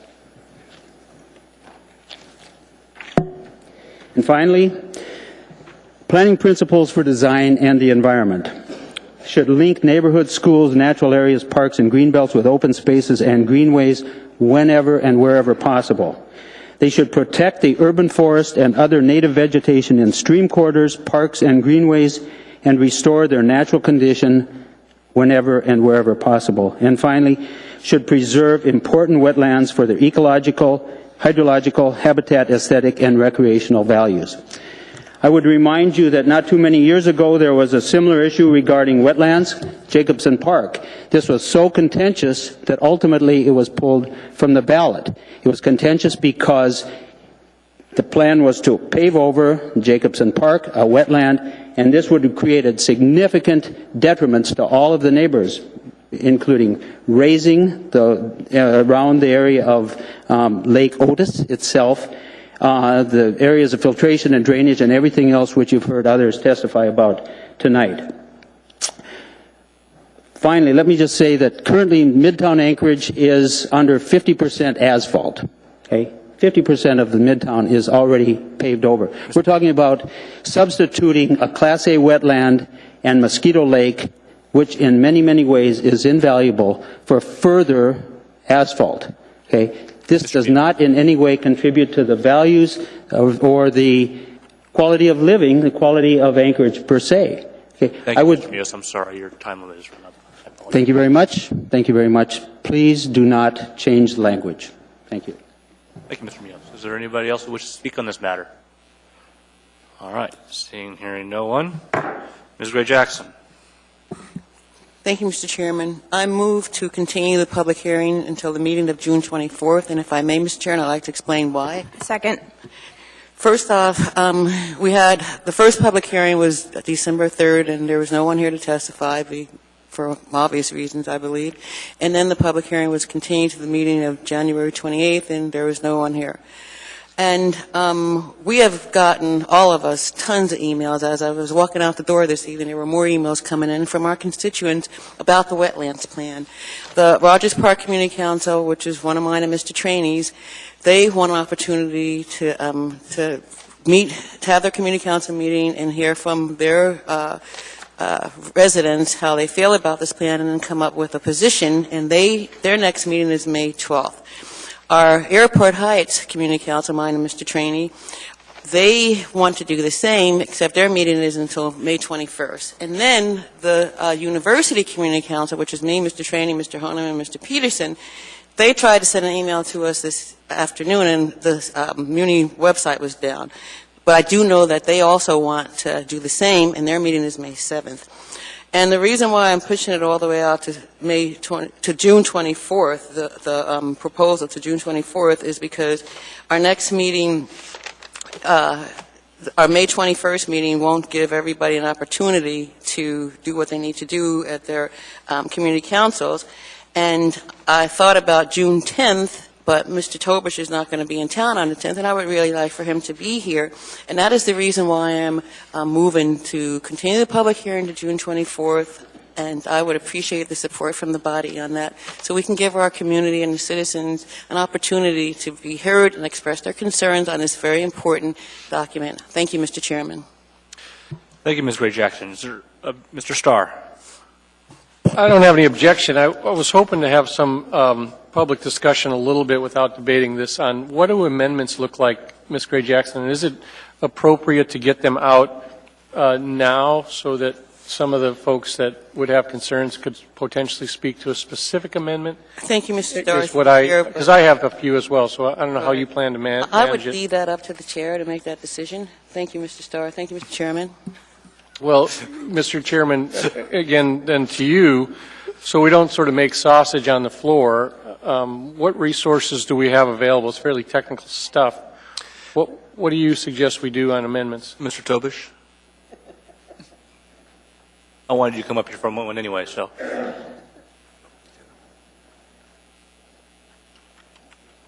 Mr. Tobish, when we do the budget, we put out an amendment form that speaks to the parameters of the budget intention and the changes to it specifically.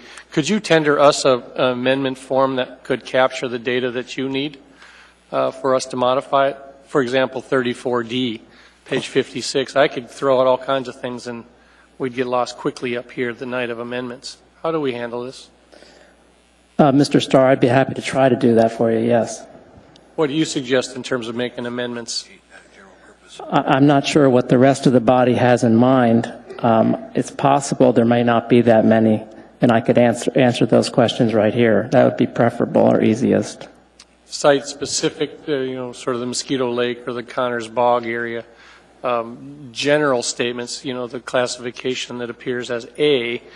Is there some logic that you would put to us if we said, well, let's change that to C, or let's add inventory? I'm concerned on how to do it without affecting, Corps of Engineer law and the conflicting. It gets very complicated fast when you try to do it. That's an excellent point. I think I have the background on the information to provide you at least a first answer on that, yes. Sure. So, just through the chair, I didn't hear the answer particularly, but I would like some help from the staff to generate amendments. Yeah, I would like amendments to be directed to the clerk's office for distribution to Mr. Tobish's staff so that they can be addressed, and he can wordsmith them so they're in an appropriate format. Okay, that's fair. And the resources are available to us, is what you're saying. Yeah. Mr. Trini? We have a general purpose amendment form that we use, thanks to our attorney. They could use it for this one, too. The clerk's office can send it to every assembly member. Yeah. We can use that for any changes we have to this document. Thank you, Mr. Trini. Mr. Tobish, before you leave, do you hear Mr. Morgan's question about how this plan would affect the potential UMed-Burgaw extension? Yes, I think I understood the question, and I don't think the change that Mosquito Lake that everyone's referring to has any bearing on that project. Okay. The ultimate item related to that project is the core permit. All right. Thank you, Mr. Tobish, and I'm sure Mr. Morgan may want to catch up with you later this evening. Okay. The motion before us is to postpone to June 24th. Is there an objection to that motion? Sorry, continue the public hearing to June 24th. Is there objection to that motion? Seeing and hearing none, that is approved. That brings us to item 14A. 2014-47, an ordinance approving a letter of agreement between the Municipality of Anchorage and the Anchorage Police Department Employees Association, APDEA, regarding acting assignment pay and reducing the 30-day period for public review and comment. This is a public hearing. Is there anyone who wishes to testify on this matter? Anyone at all? Seeing and hearing no one, public hearing is closed. With the wish of the body, Mr. Starr. Oh, sorry, there's a motion first, Ms. Grady Jackson. Or this is from the previous. So go ahead, Mr. Starr. So did we already move it? No. Move to approve. We'll reset the motion. Go ahead. Move to approve. Second. There we are. Mr. Starr. Chief, there's specific language, if you could answer me this. When an officer sort of steps up to an acting role, is it designated for some period of time? Is it a daily scenario? And I guess, how do we pragmatically keep track of when he's acting in capacity a step above his normal assignment? Mr. Starr, through the chair, an officer or an employee doesn't step up to an acting assignment. It's not his or her prerogative. It's when we, management, decide we've got a hole and we want to fill it, then we will go to the person that's in line for that and would say, you know, we want you to fill this. So it's something that we decide we want to do. We don't always do it. Sometimes we leave positions open for a period of time. Sometimes it's the nature of it is, no, we need somebody in there. It might only be for a couple days. There have been times when we've done it for a long time while we're going through getting ramped up for a promotional process. So it's happened in different ways at different times, but we weigh the costs and benefits, and we don't always have an acting assignment. Yeah, and I confuse the language because the modification allows the person, when you ask them to assume a higher level of duty than their own, they move up a step in pay, and that's where I came up with that step language. I confused it when I asked you the question. But I guess the question which you told me is sometimes it could be just a day or two that you ask them to move into a higher level? Sure. It could be, let's say you have 2 sergeants on the shift and 22 cops, and you want a sergeant for North Sector, supervise the North Sector cops, and you need a sergeant on South Sector to supervise the South Sector cops, and one of those 2 sergeants calls in sick that night. He got sick, can't make it in. So you look around the room and say, you, senior patrolman, you're acting sergeant tonight on South Side. And so for that one night, we pay them extra. Thank you. If I may, Mr. Chairman. Please. Ms. Mahoney, you're sort of the financial on that. The scenario where we just had an officer sort of move into that position for one day, and this allows that rate of pay to change. Am I interpreting this right? Are we going to have a bookkeeping nightmare that they're allowed to be paid at a higher level, and how can we keep track of that effectively? Through the chair, we have pay codes built into Kronos, and when someone steps up, they record those hours with a different pay code, and so it automatically feeds into the payroll system.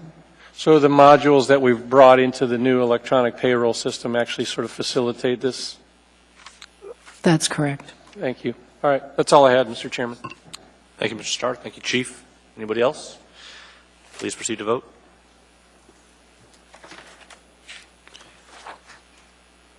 That item passes unanimously. That brings us to item 14B, 2014-48, an ordinance approving a collective bargaining agreement between the Municipality of Anchorage and the Teamsters Local 959 and reducing the 30-day period for public review and comment.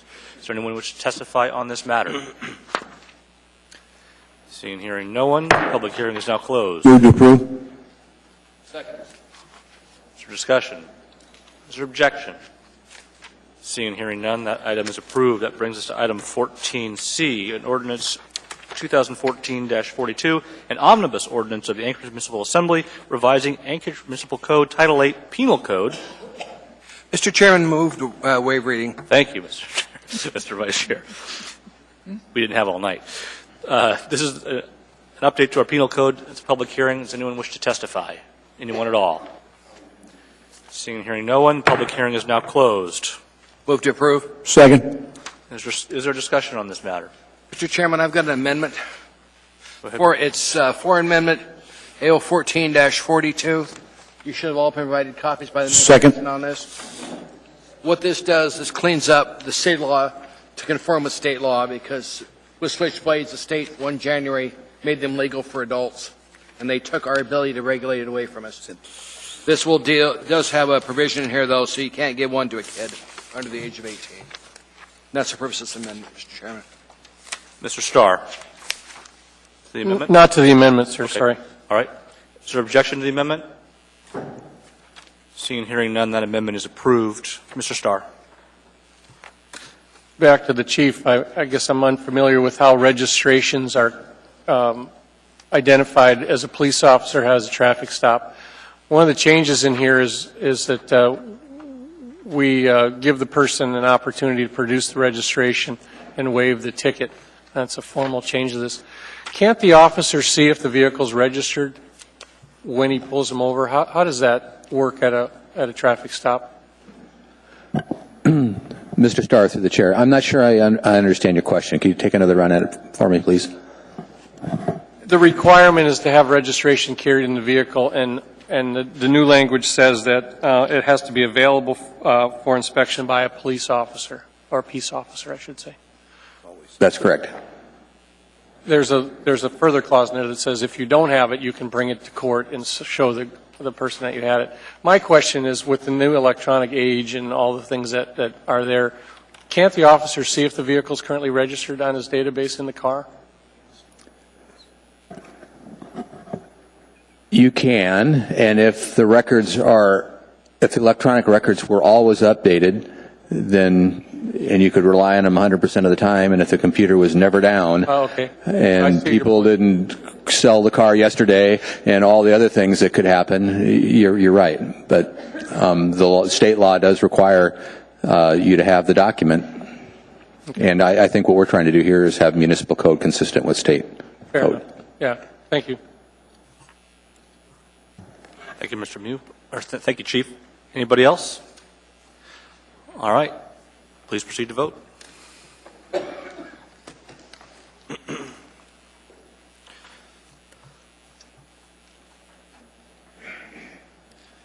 That measure carries by a vote of 10-1. Ms. Franklin, congratulations. Go forth and do well. That brings us to item 14D, AO 2014-45, an ordinance of the Anchorage Municipal Assembly to modify the allocation between park services and capital improvements in the Eagle River Chugiak Park and Recreational Service Area mill levy under Anchorage Municipal Code 27.30.090 with no change to the voter-approved not-to-exceed mill rate of 1 mill. Assemblymember Starr, this is a public hearing. Is there anyone who wishes to testify on this matter? Anyone at all? Seeing and hearing no one. Mr. Starr. Move to approve. Second. Mr. Starr. Well, I put an AM into the system. It showed up on the addendum of further information supported. We have a Parks and Rec board out there, and I don't know if I need to explain too much of what happens out there, but we have a separate Parks District, a separate Parks Board, separate Parks budgets. And this allows us to have a little bit more emphasis on maintenance. So it's fairly clear as to what we're up to, and could be changed back if we need to. But we're assuming some new properties. McDonald Center is doubled in size, and so I believe it's a good reaction to take care of what we own, and we still have a capital budget. It's just not half of our mill rate. So that's all. If there's any questions, I can certainly answer them. But a well fleshed out BS version will accommodate this change, which I guess the administration sort of agrees with, and we'll go from there. Very good. Thank you, Mr. Starr. I see no one else in queue. Why don't we vote on this one?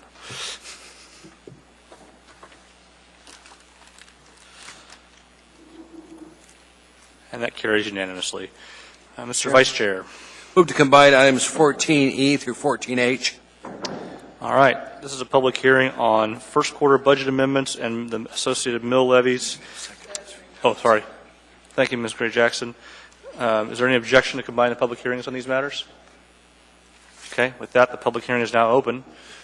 Welcome, Mr. Graff. Thank you. Chairman Flynn, good evening. Assembly members, Ed Graff, the Anchorage School District Superintendent. I just wanted to briefly request, respectfully, consideration as you work on your first quarter budget revisions to consider taking the costs of our SROs, or school resource officers, as well as trail fees and tax collection mailing costs, and cover that so that we can take those funds, which are roughly $2.4 million, and transfer that back into teachers in the Anchorage School District. So I respectfully ask that consideration tonight. Mr. Graff, and I see Mr. Croft here from the school board. Has there been either a resolution or a discussion, are you authorized by the school board to commit, perhaps if there was an amendment that put some amount of dollars or all of it into the SRO program and the fees and such, would that go directly back into classroom teaching rather than into programs or more buses or car washes for the cars or something? Through the chair, Mr. Honeman, there was a resolution that was passed by the school board earlier this year, and the resolution spoke to authorizing me to have a discussion with the Assembly about those funds of the remaining amount of school resource officers funding, and it's my recommendation and my expectation that we'll take those funds if we're given them, and we'll put them to directly support classroom instruction. But there was nothing that stated that in the resolution. It was more or less a request of me to work with the Assembly to capture those funds. So that means that by when you say that classroom instruction, you're talking teachers? Yes. Okay. Yep. Thank you, Mr. Honan. Mr. Starr. No, that was my question too. Teachers, I've heard classroom resources, I've heard this, and it's not the wordsmith, that it's to get very specific that I hold those positions pretty high esteem. Yeah. And when I see pink slips specific to those positions, I think we want to establish clear funding priorities, either when we get more money from Juneau or when we make decisions such as these. There is no amendments in front of us yet. Of course, you've been kind of cognizant of how we're doing that, but I appreciate your answer. It's a little bit different and more focused than the work session question, and I appreciate that answer. Thank you. Thank you, Mr. Starr. Ms. Gray-Jackson. Thank you, Mr. Chairman. Mr. Graff, thank you for being here, and personally I support your request. How many positions would that reinstate? Through the chair, Ms. Gray-Jackson, if the dollar amount is looking at, if we're capturing the dollar amount from their school resource officers' remaining cost, as well as the tax collection and the trail fees, my simple math is about $2.4 million, which would roughly translate to around 22 teachers. Thank you. Thank you, Mr. Chairman. Thank you, Ms. Gray-Jackson. Mr. Vice Chair. Thank you, Mr. Chairman. Thanks for coming us today and explaining this, because I look forward to working with you guys. We've got an amendment coming that does exactly what you want. So we're going to need support of our colleagues in this body to give you the money to hire these teachers back. Thank you, Ed, for being here. Thank you. Thank you, Mr. Traney. Ms. Johnston. I heard that there was a resolution from the school board directing you not to pay more than 50% of the SRO cost. Is that correct? Through the chair, Ms. Johnson, there was discussion at the board meeting that started with what that amount should be, authorizing the superintendent to pay for school resource officers. And after much consideration, I think the respectful approach was to have me just start the conversation with the Assembly. Initially, it said 50% in the discussion, but that was modified, and I think the request now states that just coming up to the Assembly and asking for full support if possible. Thank you for the clarification. I see no more questions for you, Mr. Graff. Thank you. Around. Thank you. President Croft. Welcome, sir. Mr. Chairman, congratulations on your new position, members of the Assembly. I just wanted to come and introduce myself. I'm Eric Croft, the new president of the school board. And as Mr. Graff said, we have asked for your consideration on those issues. We did hear loud and clear in a work session. Assemblyman Starr, I think, was most direct on where he'd like the funding to go, and we heard that loud and clear. I think he wanted it to go specifically to Eagle River teachers, but we're willing to talk about teachers in general. In addition, because of the way that the statewide budget is still in flux, and particularly on education funding, I don't think it's been resolved yet. I don't know when it will be. It may affect decisions we have to make. So we're respectfully requesting, and I had a short conversation with Assemblyperson Johnston about having a work session with you when we know more, so we can ask and you can consider what can be done for schools this year. But mainly came to say hello. Good to see you, sir. Mr. Starr. Well, I guess I'll have some more offline information. If you can provide the logic on that. One of the conversations we had at the work session was, in fact, Eagle River Elementary, or excuse me, Alpenglow Elementary and Ravenwood both lost 2 elementary teachers when it appeared that most of the elementary schools only lost 1. So that was not my expanded answer as to how you would plan to perhaps reinstate them. I know you couldn't have the answer tonight. I'm not asking you to because we haven't moved an amendment, but if you could give us the logic on how teachers would be reinstated as well. And you know, we're fully welcoming in our community to kind of burden our own with the problem of the budgets, but it seems to be a little punitive. But that was my illustration on 2 teachers from both of those elementary schools. Thank you. I assure you it wasn't punitive, but I know you're very sensitive to those schools, so we'll try and get you an answer on that. But we did at the work session yesterday specifically talk about the request from because when you and I discussed it at our joint meeting, I had said initially we could put it back into teachers or we could look at innovative programs with you, and I don't think I got through the second half of that sentence before you made clear that it was teachers that you were most interested in. So we know that, and the board is willing to do that with any money we can receive. Mr. Honeman. Yeah, thank you, President Croft.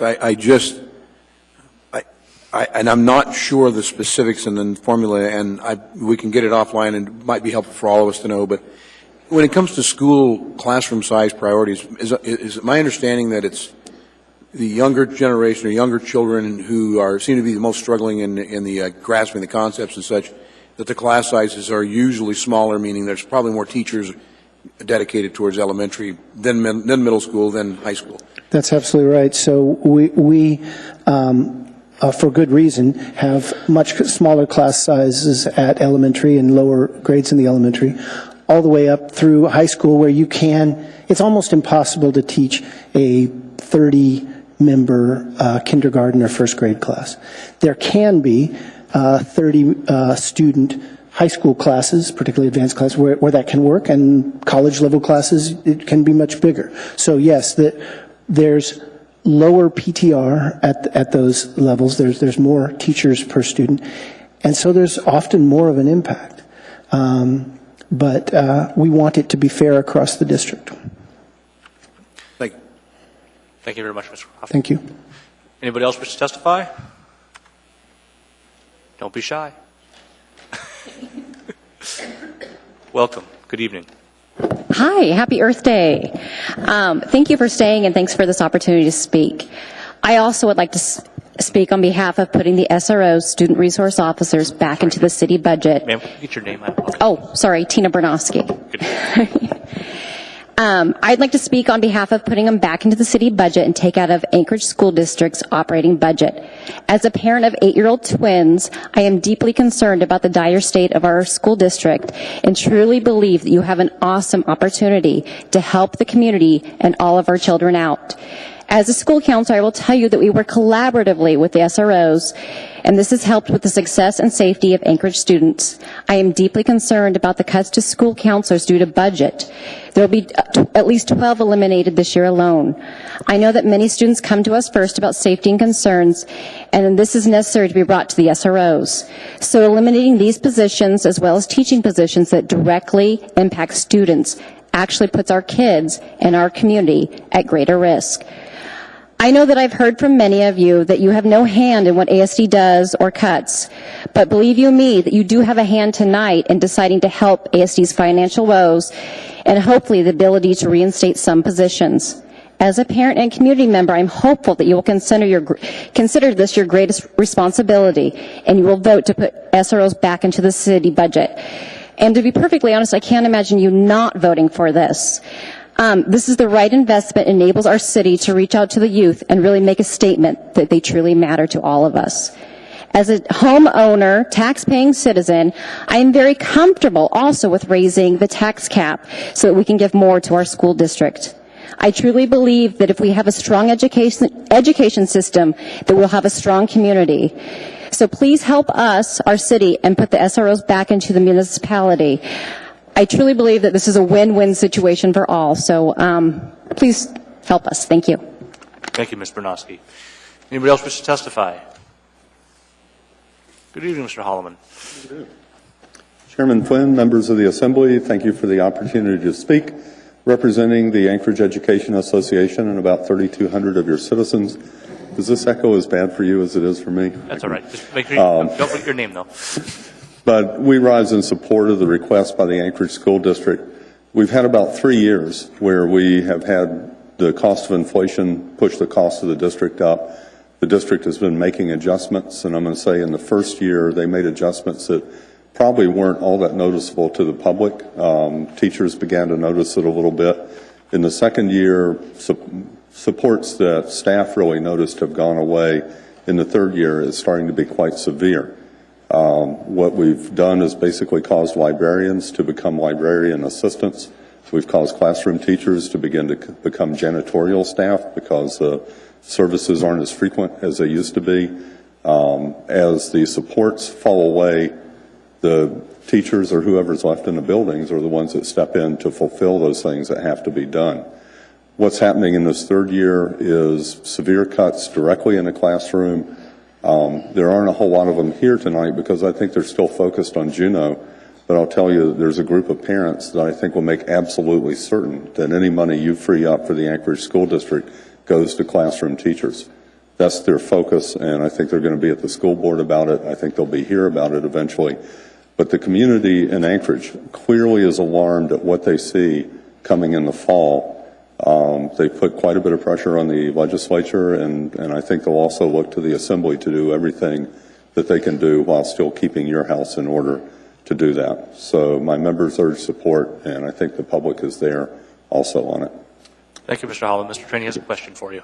Just that, Mr. Holloman? Sir, just that the people are contacting us via email. Phone's been ringing off the hook today with everybody saying, please pay for the SROs out of city money. Right. If anyone's not getting those calls, if you can give me your cell number, I'll be happy to do anything I can for you. Thank you. Your number, we'll give you your number. Come on down, ma'am. Welcome. Hello. Nice shirt, by the way. Oh, thank you. My name is Barb Clark. I didn't prepare any remarks, but I checked my Facebook, and Andy said, "Come on down." I'd like to talk to you about the SROs, the building police people, and I think other folks have made a pretty clear case that ASD can use that money to pay teachers. I think the point that I'd like to make, though, is Anchorage is getting its money's worth if it pays those cops. The story that I like to tell is a young lady, and she's sitting in class, and she's usually, pretty involved in conversation and pretty on task, and she's just looking extremely, extremely distraught, and she's looking out the window, and I keep her after class, and I say, well, what's the matter? Well, it turns out her boyfriend is getting out of jail today, and he's been abusive, and she's afraid to leave the building. It was really nice to be able to say, you know what? Come on with me. I got somebody you can talk to. And she talked to our building cops, who are just great guys, and they assured her that she would be safe, they would keep her safe, and they did. If I'd had to pick up a phone and, send a squad car, there's no way that she would have participated in that. And this kind of thing happens with our building cops all the time. When they first decided to put police people in the building a few years ago, I didn't like the idea. Treating our kids like criminals, no way. They've been awesome, and the whole tone of the building has changed. So I would bet my salary that the reduced rate of crime in Anchorage, because our cops are in the building, more than covers theirs. Thank you. Thank you, Ms. Clark. Anybody else wish to speak on this matter? Mr. Braun. I was wondering you'd hop up. Welcome. This is more than just item G, right? We're doing them all at once. Okay. It seemed like we were on one track. Richard Braun. Be careful on the school budget. I think they could have done a better job. I watched the school board meetings. There's a whole lot of gnashing of teeth and pulling of hair about teachers in certain areas. Not much discussion about the next 2 years and the budget cuts that are coming in the next 2 years because of shortfalls. Not much talk about reducing some of the overhead, some of the staff that you find over in Boniface Mall. The word teachers is kind of a flexible term. When they say teacher, they're including everybody in central office. They're including certificated people who do substitute teaching, because they're teachers too. When they say they're going to put it in the classroom, it can come in many different forms, and you may not be getting what you think you're getting. Other parts of the budget, moving to, let's see, what is it? Number 94. There's $11.3 million in savings from last year. Super duper. I thank the management.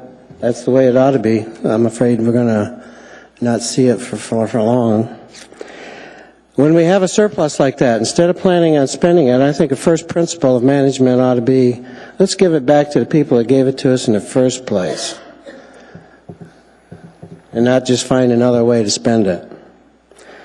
And I'd like to see that applied to all areas of the budget, that whenever we're looking at changes in amounts, that if we do have a surplus here or there, or we manage to save something, let's give it back.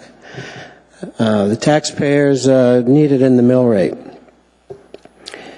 If you can't do that, how about putting it on some of the bonds we've got? I think we've got plenty of outstanding bonds that cost us lots of interest. If we paid off a bond early or part of a bond early, how much interest could we save, which is actually more income to the city? I think that'd be a next best good use of any savings we have. Excuse me. The city, I believe, when they sold the telephone company, we have a permanent fund. Why don't we put it in there? That produces earnings every year from now on that the city can use to spend for uh-ohs that come up in the future, as well as just general budget items. Why don't we put it there where it'll earn something worthwhile instead of, excuse my French, pissing it away in one year and then next year wishing you had some of it back or that you had it somewhere else. So I'd like to see the return to the taxpayers, who ultimately is what's feeding the city budget, or put it in a better investment than just some temporary little program to pay back some group for some favor, for some whatever, and then, trying to grease a palm, basically. Let's use it for something productive for the whole city, which is what the city budget's for, the whole city. Thank you very much. Thank you very much. And just in case you're curious, Mr. Braun, the administration and I seem to agree that we want to put the TAPS money into the trust. So. You postponed indefinitely. No, it's in the budget. That's a different pot of money. Come on up, ma'am. Hi, my name is Sarah Lane. I've been an Anchorage resident for about 27. Thank you for being here, by the way. It's a beautiful night. I'm impressed with everybody, especially you guys that are out here, because it was hard to leave my deck, by the way. So I've been here for 27 years in Anchorage. I am a mother of two, a 4-year-old and a 7-year-old in the Anchorage School District. And I'm also a high school counselor at Eagle River High School. I've been in education for the last 15 years. And I was going to talk about a few things, but I just wanted to speak to a couple of the items that the last gentleman spoke about. Because I, too, being in the school district, had some concerns about how school districts spent money, but that was years ago. I felt the head shed was a little bit too big with a lot of heads in there, and felt like it needed to be more in the buildings where there was direct contact. But I am telling you, this school district has cut a ton of positions at the head shed. It's like, if you guys go in there, there's a lot of space. And so I think they've done a great job, and I'm very tough on our school board. I've gone there a number of times and spoken and had some disagreements with some things. So I think they've done an amazing job. We've gone down to Juneau, tried to talk to people about education and how important it is. So I think they have gutted as much as they can gut, and now it's affecting the classroom directly with teachers. Again, I'm at Eagle River High School. 9 teachers at Eagle River High School. 9. We only have a staff of about 45. 9 got affected by these budget cuts. We have Andrea Lang, who's the most amazing choir teacher at our school, an acting teacher. Her program is gutted. It is gone. There's going to be no more plays going on at our school because she has lost her job, and she's been there the last 9 years, at least at our school. She might get a job in an elementary school, but these kids need her. They need her. These are the kids that don't fit into the jock group and all these other groups, and they need this woman, and she is now gone. And it's really sad for me. As a counselor, I'm supposed to be there for kids. I've been there for staff. When they've gotten surplus, or whatever they call it now. I think I was surplused a long time ago. What do they call it now? Displaced. I had to be there when they got told and help them through their tears, because this is not just a paycheck for us in the educational system. This is what we're here. We're passionate about helping kids and helping parents. So I just urge you, please, please, if you can. The last gentleman said we need to put the money into something worthwhile. I'm a taxpayer. I've got 2 homes, one that we rent out, one that I have. I'm happy to pay more taxes. I really am, because I see the quality of education as the most important, and the connections that these kids make with adults in their life will help them for their future and all of our futures. So if he talked about what worthwhile place to put our money, it is in education. That is the bottom line. That is the only place that needs to be going. So thank you. Thank you very much, Ms. Lane. Come on up, Mr. McGrath. Good to see you. Good evening, Mr. Chairperson, Mr. Mayor, members of the Assembly. After reading the Assembly work session document from April 16, 2014, I was gratified by the work of Mayor Sullivan and his staff, especially Cheryl Fraskin, Lucinda Mahoney, and their staff. In studying the 2008 CAFR, which revealed dismal fund balances left by the Begich administration, Mayor Sullivan has fought back to a AAA bond rating and a fairly healthy fund balance or fund balances. The main job of government is police, fire, and basic infrastructure, and schools. The idea for what to do with the $13 million is mentioned in those work session documents. It's long on saving and special spending items. First item I'll mention, the mayor's community grants. They aren't the mayor's community grants. That's our money. That's the people's community grants if they're made. Employee parking. We already provide free bus service for all municipal employees. It's not authorized by you. It isn't authorized by anybody, but we pay it. So why give them another $17,000 for parking, which they obviously don't need if they ride the bus? The Ship Creek plan needs to be abandoned until we can take care of the basic needs. Drive down Gamble from 6th to 15th and many other areas of Anchorage and be ashamed of what we can't pay for basic needs. AMATS has put off the highway to 2035, and you won't be able to drive Gamble by 2035 if you don't put some money into it. The Centennial Celebration has taken on a life of its own and is costing way too much. The most memorable events that I go to each year are the 4th of July parade and the Governor's Picnic, annual picnic, which costs very little and is enjoyed by an awful lot of people. We already have a AAA bond rating, and with ATU Trust Fund and the reserve account, we have over $200 million in the bank.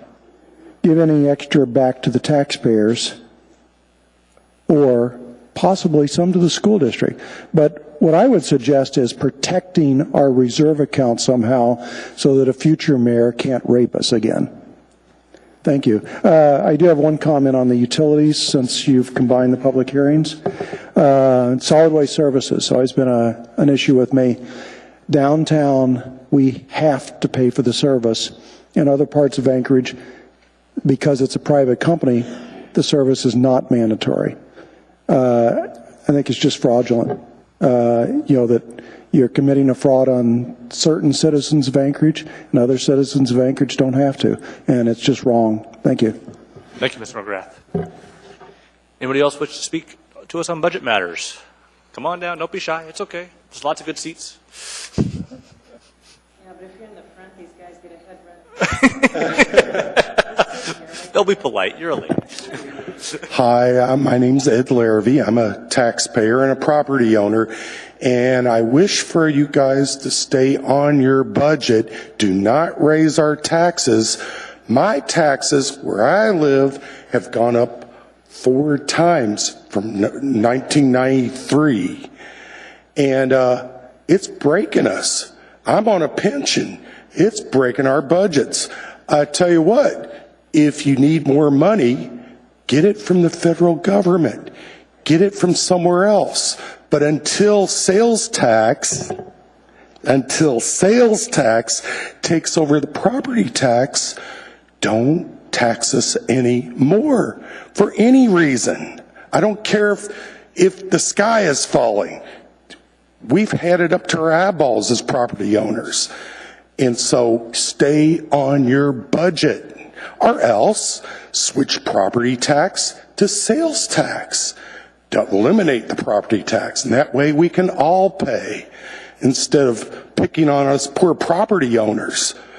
Poor property owners. Yeah, because if you keep raising it, people are going to, it's going to reflect our population.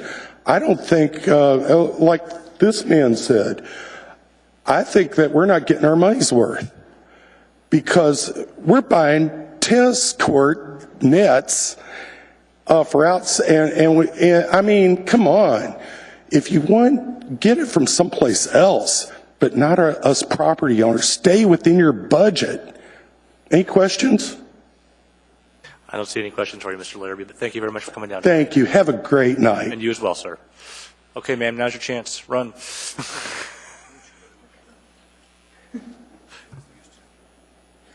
Hi, my name is Neva Reese, R-E-E-C-E. I'm just going to speak also to some of the things that Superintendent Graff brought up. I just want to say it's nice to see you all. And some of you new faces, hello. And I think that this whole thing of not really giving back the school district money, but allowing the school district to keep funds that were originally designated for the school district instead of it going to pay bills for the municipality would be appropriate. And I'm a little concerned about the language of it giving the money to the schools because it was actually the school money. So to me, it's like we get taxed to support the city and to support the schools. Then the city goes and takes money back from the schools to do things or to plump up their coffers. That just doesn't make any sense because we're paying for it either way. So we're paying for it to begin with and then we're just moving the money someplace else. It makes no sense. But I feel like it's the district or the district provides a lot of stuff to the whole community. The buildings are used by people all over the town. The district pays for the buildings, pays for maintenance of the buildings.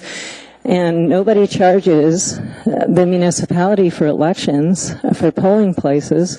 So why should the city charge the school district for the use of the parks or to send out the tax bills or the SRO program? It makes no sense. We're there for everybody. We're not just there. I didn't write my comments tonight, can you tell? So I'm very sorry, Mr. Graff. I apologize. But it's very important that we use that for what it was originally intended. It's, I believe, the time has come for this idea because before I knew that it was under discussion for the school district, I'm not the only person who was looking at that before we knew it was that the board was talking about it. There are individuals throughout the community. The Great Alaska Schools people, I think, are also thinking about it. So please respond. The time has come that we quit looking at public education as the poor stepchild in the corner and realize that we are a part of the municipality, that we're part of the community, and that our funding should be respected. Thank you. Thank you very much. Mr. Isley, come on up. See, we don't even need a sign-in list for this one. Hi, Phil Isley. I was going to wait till further down, but I guess you've incorporated all of them together here. I was knocking on doors a month or so ago and talking to lots of people, and what the gentleman said that was about two before me really hit home a lot because I talked to a lot of people that were on a fixed income, retired, and they said, if you keep increasing the taxes, I'm going to lose my home, and I've lived here for 20 years or 30 years or 50 years. And I would like you to show a little compassion for them, and I would suggest to you that maybe if somebody's retired and they've lived here for 20 years and paid taxes on their home for 20 years, that perhaps you could let them opt out of the school tax. That doesn't take out all the taxes away from them. They're still paying, but it might help their budget so that they could go long enough at least to die in the home they've lived in for so long, instead of having to give it up and move somewhere else because we've taxed them out of their home. And I'd really like to see somebody put that up, and at the next community council meeting I'll take it up with my representatives. But if the school system can sit back and say that flat funding is actually a cut in pay, then these gentlemen that have retired and are still living in their homes, watching their taxes go up every year, they're getting significant cuts in their income on that theory. And I'd just like to see somebody do something about it. Thank you very much, Mr. Isley. Good to see you. Come on down, Ms. Holmes.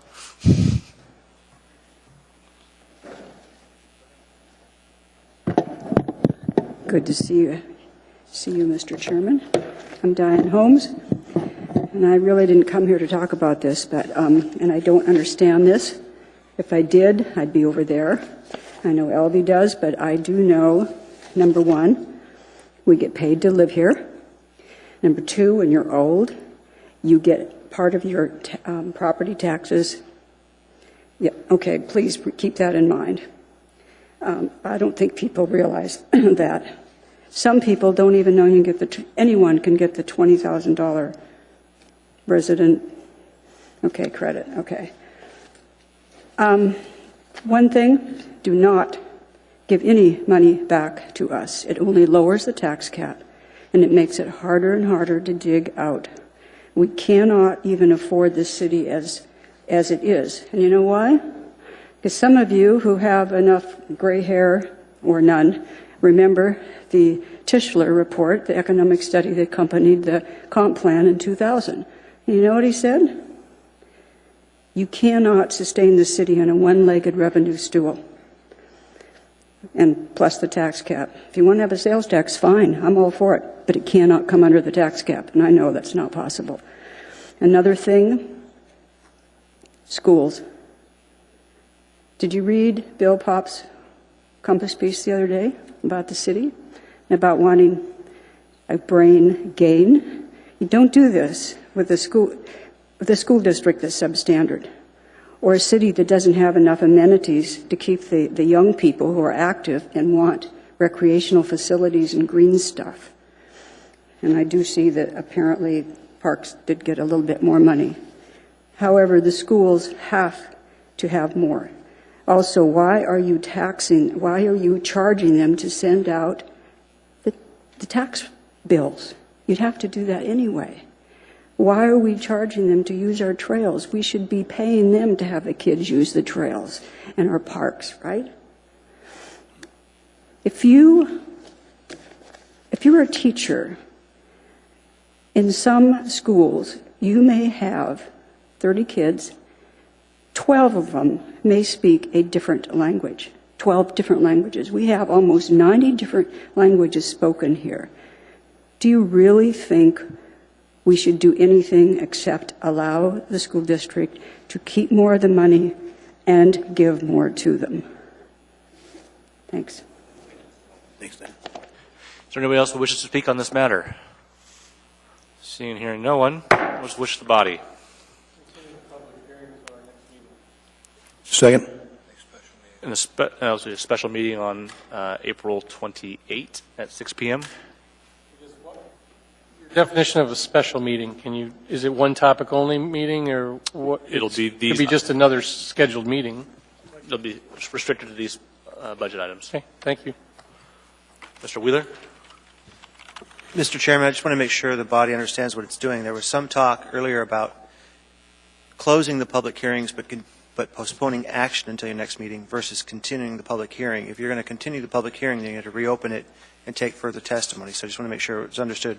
You have those two different options. That was the wish of the maker of the motion, Mr. Wheeler. Is there a second? There is. Is there objection to that motion? Seeing and hearing none, we'll be back here Monday night. That brings us to item 14I, AR 2014-100, a resolution of the Anchorage Municipal Assembly approving an alcoholic beverages conditional use for a package store use and license number 757 in the B3 General Business District for Holiday Alaska Incorporated, doing business as Holiday 632, located at 4315 Old Seward Highway within Tudor Corner Subdivision, Lot 3, generally located north of East Tudor Road and east of the Old Seward Highway in Anchorage. The public hearing on this item is now open. Point of order, Mr. Chair. Yes, Mr. Evans. I have to make a disclosure on this item. One of the parties involved is Holiday Station Stores Incorporated. In my capacity, in my other job as an attorney, I have performed services in the labor and employment field for Holiday on and off for the last several years, none of it very substantial. Total billings for that client have been less than $1,000 over the past year. I've had no involvement in any of their liquor license operations. I believe that my connection with Holiday Stores would not prevent me from rendering a decision in the public interest on this matter, but I wanted to disclose that to you. Thank you very much, Mr. Evans. Based on the de minimis level of your involvement with Holiday, I'll rule that you may participate in the proceedings. Is there any objection to that? Seeing and hearing none, we'll continue with the public hearing. Is there anybody who wishes to speak on this matter? Come on forward, sir. Welcome.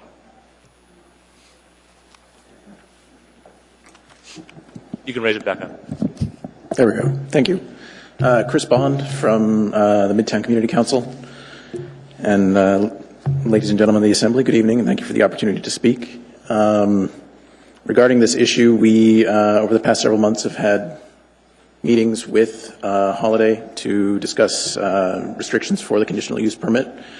Recently, Holiday came to us and said they would not be able to abide by the restrictions that we agreed upon. Given that, the Midtown Community Council at this point would request that the Assembly deny the conditional use permit. Thank you very much, Mr. Bond. Mr. Traney. I attended the Community Council meeting with you, and we had Holiday's representatives there saying, we'd abide by all this. Yet I got a call from the representative saying, we can't do it because corporate won't let us. So it's my purpose tonight to turn this liquor license application down. My other concern is they gave us a diagram showing the current building, yet I had a document that said they were going to raise the building to the ground and start over again. So it's kind of hard for them to give us, this is what the building looks like when it's not going to exist. Thank you, sir, for being here. Thank you. Hold on one second, Mr. Bond. Ms. Domboski, did you have a question for him? Yes, sir, Mr. Chair. Thank you. Can you just briefly discuss or articulate for me what are the conditions that Holiday will not come to consensus with on the consensus for the Community Council? Yes, just a moment. I've got the, so there were 3 specific restrictions that we agreed upon ultimately. The first, each individual bottles of alcohol would be labeled with a label with the liquor license number on it. Mm-hmm. Second, security cameras to be placed inside and outside the alcoholic beverage sales area. Mm-hmm. And third, alcohol sales to be allowed from 10 a.m. to 10 p.m. And those are the items that were agreed upon? Yes. And what items were rejected by the applicant? You'd have to ask them regarding their corporate decision, but I guess I'm confused because your testimony was that the council is rejecting approval of this, or you're advocating for non-approval, based on the decision that Holiday won't concur with the council's recommendations. So I'm trying to ask what those recommendations were. Maybe I'm not being clear. Perhaps Ms. Domboski, Mr. Traney can handle that. Okay, I'll wait till debate then if he knows. Thank you. Yes. Okay. Thank you, Mr. Bond. Mr. I can give it a shot if you want. Or... It's okay. Okay. We'll get it. Mr. Jackson, do you have a question? No, thank you, Mr. Chairman. Thank you very much, Mr. Bond. Appreciate you coming tonight. Thank you. Mr. McGrath? Mr. Chairman, or Chairperson, my name is Tom McGrath. Just a couple of months ago, In-N-Out Liquor license, or In-N-Out Liquors conditional use was before you, and at that time, Mr. Hall, Mr. Steele worked very hard and developed a boilerplate for what I understood was going to be applied going forward, and that's labeling all bottles of liquor, security cameras, and various other conditions that are not in this conditional use permit that you have in front of you. So I would encourage you to go back and look at that conditional use permit that was developed for In-N-Out Liquors and hold other liquor stores in the area to the same standard. If you don't hold other ones to the same standard, then why can't In-N-Out come back and say, wait a minute, there's a foul here. Also, this will be the closest liquor store to the new Busk Center that you're going to be building behind this building here in the next few years. So it might not be in the path of what you call the street inebriate today, but it will be within a couple of years. So I think it's very important that we deal with this issue substantially so that we don't create another potential problem. And when all new liquor stores come before you, I encourage you to look at the conditional use permit that you passed for In-N-Out Liquors and have the same type of requirements. Thank you. Thank you, Mr. McGrath. Anybody else who wishes to testify on this matter? Come on down.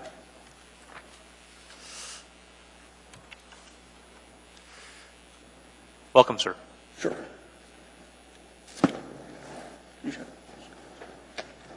Hi. Please tell us who you are. Carl Smith with Holiday Station Stores. Rob Corbusier, I'm an attorney at Reeves and Modia representing Holiday with this liquor license application. Very good. Go ahead, sir. In looking at this, Holiday is committed to making a large investment in that particular property and improving it, and looking at the restrictions that have been proposed for this conditional use permit, it really throws us off of a level playing field and puts undue restrictions on us from a corporate standpoint. They've looked at this and analyzed the financial impact that it would have on us, and that would make the return on investment something that we just can't accept these restrictions the way they're proposed. Thank you, sir. And through the chair, Mr. Bosky, I wanted to make it clear cameras were never the issue. They had actually we included cameras in the original conditional use permit application. The community council asked that we have that explicitly as a condition, so that was why it was included in the original resolution. Regarding the raising the building, originally Holiday wasn't sure if they wanted to just do a major renovation or raise the building. Getting the license is going to probably push them towards raising the building and doing that $4.5 million investment at that corner. They still haven't decided exactly how the floor plan was going to work out yet. It was understood in the cover letter that I submitted with the conditional use permit application, I explained that we understood if Holiday ultimately elected to raise the building, they were going to have to come right back here again to get a change to the conditional use permit for that amended floor plan. And that going forward with the conditional use permit with the existing floor plan absolutely limited them to the conditions of that permit and that floor plan. But there, like I said, there was the expectation they would come back if they elected to raise the building. I also wanted to make another point. Even with the bus stop, the Brown Jug liquor store is actually closer. Thank you, gentlemen. There's a few questions for you, if you don't mind. Mr. Trainee? Thank you. Sir, weren't you at the community council where you, on behalf of Holiday, agreed to the terms that the Midtown Community Council proposed? Absolutely. So I've got a letter in here saying that Carl Smith has the ability to negotiate on behalf of Holiday, so I'm trying to figure out what happened, because the community council... Well, I think once the restrictions made it back and they actually had more time to review them in detail and look at the financial impact that they would have on the liquor store itself, then it was then agreed that it just was not viable with the labor that would be needed to place a label on every single bottle, and then the hour restriction that was proposed would affect potentially 20% of the income of that liquor store. So after reviewing that in more detail, corporate decided that that was something that they could just not accept. Mr. Smith, one other question. If we made labels mandatory for every package store, citywide, can Holiday live with that? Well, I'm not authorized to speak on that right now. I haven't proposed that to them yet, so I would have to refer that back to our legal department and stuff back at I think hearing the argument, we would do it if everybody else had to do it, so that's the reason I'm asking you. I think if it was required of everybody, certainly we're going to uphold the law. I mean, if it's a requirement, we would do it the same as any other liquor store would be required to do it. Thank you, Mr. Smith. Mr. Honeman. Part of the answer, I think, was part of the questions I had have already answered. However, did you talk to corporate about perhaps countering back with some of the conditions and asking for? I mean, we're trying to, from our perspective, we want to make sure the community's concerns are met. Sure. And if just say you just outright no after you've verbally agreed in the beginning, almost seems like you're backing away from something, and it just kind of destroys any kind of trust or working relationship. So have you countered back and said, hey, we can't live with the hours, or we'll do the labels if everybody else is doing the labels? I mean, something? Anything? Well, no. This is definitely something we discussed with corporate.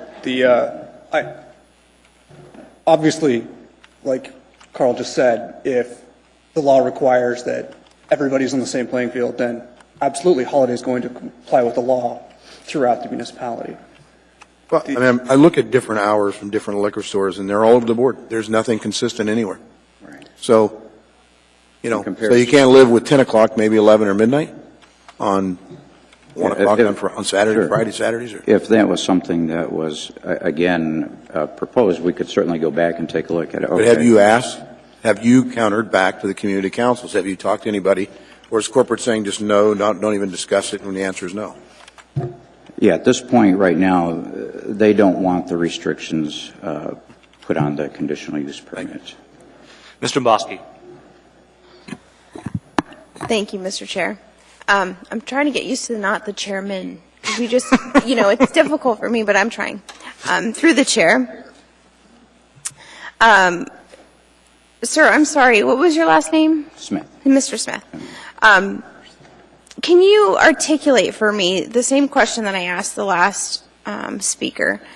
What is it? There was 3 points that I'm understanding. There was the labeling on the bottle, the security cameras, and the hours. Are those the only points that are, which ones of those do you agree with? Which ones do you not agree with? We have absolutely no problem with the security cameras at all. But the hours and the labeling. Correct. And that's the point of contention. Right. The hours after further review compared to our other operations, that accounts for approximately 20% of the income during those hours that they're wanting to restrict. Sure. And the requirement for the labeling at this point would be pretty labor intensive. Okay. And the other, I don't generally do this, but I feel like I'm going to. I hear comments about corporate's not going to do it. You know what? We may not issue the conditional use permit. We may not do it. Sure. So I really don't care if corporate just says no, because it's not corporate's decision. Absolutely. So, I apologize for my passion, but I think a reasonable path forward may be for you, on behalf of Holiday right now, to ask for some sort of postponement so you can work it out with the representatives in the community council, because I see this going down if there's not a negotiation, because it has to be palatable for the corporation, absolutely, but it has to be palatable for the community too. Sure, I understand. And so I would rather work with a spirit of collaboration rather than a hard line, because I'm afraid, your answer is going to be no. Sure. So, take with it what you may, but I'm sorry for the pontificating, as to use Mr. Starr's word, but thank you, Mr. Chairman, for your indulgence. Thank you, Ms. Dombosky. Ms. Gray-Jackson. Thank you, Mr. Chairman. Thank you for being here. We've seen a lot of each other, along with Mr. Traney, at all of the community council meetings where this issue was discussed over and over and over again. And just at the last community council, I witnessed you signing an agreement on behalf of Holiday with Chris Bond, who's the president of the community council. And then I was really surprised, to get a phone call saying that, we have to take back what we signed because corporate doesn't agree. And now this issue is before this entire body, and this entire body is the group that has to make the decision whether or not to approve this liquor license. But, it would be great if corporate was willing to sit down and work once again with the community council, which includes businesses in the area too, and work something out. But to be quite honest, I'm not sure if that's what you'd like to do. Is it? Yeah, and just to clarify, we didn't sign the agreement. Well, I thought I saw you with a pencil in your hand signing a piece of paper. And I don't think I dreamt it. To clarify through the chair, I had made some handwritten changes onto a resolution. That was a resolution that was approved by the Midtown Community Council. Well, so I never put my name on that. I stand corrected, and I apologize. I was at a distance. But anyway, thank you again for being here. Thank you, Mr. Chairman. And again, through the chair, I think it's, Carl and I had that conversation with corporate. Corporate gave us our marching orders. They told us that we were to come and present the conditional use permit application the way it was drafted with the hours that were in the conditional use permit application. Mr. Starr has a question. One of the solutions that I put to other operators that have had no history, Walmart, I'll use one in my community, was when we had put a condition that your permit was only good for, or your conditional use portion of it was only good for a year, which kind of forced either the assembly member to take that away through formal action on the conditional use, or you in fact expired if your operation wasn't that good. You know, I have one of your stores in my community, and I'll say it's a breath of fresh air in the brightness of the store, the cleanliness of the store, the operation of the store. You know, what you're seeing here is a reaction from a legislative body that is giving you the opportunity for flexibility. And so the idea that corporate isn't doing that, maybe corporate needs to call one of us and explain to them that you likely won't get that. If the decision is to not build in that location, you'll probably find that it'll be chasing you throughout the municipality in some configuration or another. So that's unfortunate that the development decision would be made of that. It's unfortunate not only for you economically, but also as our community partner. Sure. And the store model works great. The store model works great. The understanding of that is so, you know, after we get ready to close, I'm going to move to postpone assembly action. And that would be perhaps a conciliatory way. If it's slam dunk, pound your fist on that table, that's what you may get here. But it's opportunistic. The resolution that they passed also gives you that condition of 12 months. Then those terms and conditions go away. So whether or not your lawyer back in corporate likes that or not, it's a flexible way for us to be cautious. Sure. And so that's the understanding of that clause, and we'll probably likely put it on all of them. And I'll further pontificate. The problem with the conditional use issuance is once it's given, once we give that conditional use permit with no strings attached, it's very cumbersome and challenging to come back in front of this body and say, hey, wait a minute, you're not performing that well. That's one way we could approach it. In this case, conditions on the permit or a time life to the condition is what we're doing. And that seems to be a fair reaction to good operators. They don't have any trouble. You really don't. I concur with you on the hours, though. Man, it's daylight. We're going to consume alcohol at all various hours. So 10 to 10 is a little challenging for me, too. But sure. Thank you for being here and taking all this. Thank you, Mr. Starr. Mr. Trainey had a follow-up question. I appreciate it, Bill Name, because this is coming from your area. I know you want to get rid of it. Nonetheless, I have a problem because I understand, from what I understand, corporate, this liquor license coming from your area to my area. We'll keep it. From what I understand, corporate doesn't want to do this because if it's defeated, then they don't have to live up to the terms of their contract on buying the license. Is that correct or wrong? I'd heard that rumor out there that they would not have to buy the license, then they could negotiate for another one. It's not that Holiday would be negotiating a different license, or that they're attempting to get out of the contract. Holiday wants to have this license. They've negotiated it in good faith, and they've entered into a contract with the sellers. Okay, when is the deadline that this has to be approved by this body, or they're not going to purchase it? That there is no explicit deadline. There is I think just a general time is of the essence clause within the contract. The sellers had an expectation that this process would have moved along faster than it already has. And they've not been using this license for, what, a year now? As I understand it has to be used every so often or it'll wink out of existence. That's correct. How State many law. days do they have left to use it before it winks out of existence? It has to be operated, I believe, for 60 days in the calendar year 2014. Now, there is a provision in state law that allows the AVC board to waive that requirement if the license was not able to be operated through no fault of the owner of the license or a renovation. Thank you, sir. This is the kind of, sorry. Ms. Domboski? I'm sorry, Mr. Chair. I just want to be absolutely crystal clear, Mr. Smith. Do you want us to vote this up or down tonight, or do you want it postponed? Well, naturally, we want the conditional permit approved. It's just the restrictions that we don't want attached to it. That doesn't answer my question, really. Well, Do you support a postponement?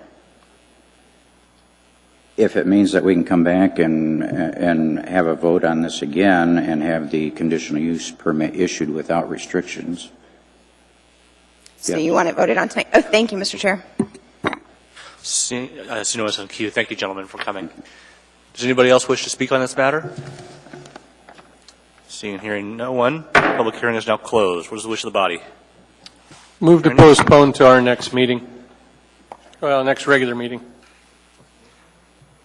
So that would be May 6th. Okay, the motion on the floor is to postpone to May 6th. Is there a second? Is there any objection to that? Yep. Mr. Traney, okay, let's go ahead and vote. Mr. Chair, was there a second to that motion? There was. Mr. Evans. You want to speak? Oh, we're going to hold on. Mr. Traney, you wish to speak to the motion? Yes, I'd like to. I've attended a lot of community councils over the years, and I find yours to be interesting because we had 8 people show up that weren't even community council members to urge your community council to accept this without reservation. Yet when we asked where they were from, they were employees of Holiday. I've been a community council president for a long time, as you were, Mr. Dombrowski. It's interesting when a group that wants something comes in and takes your community council meeting.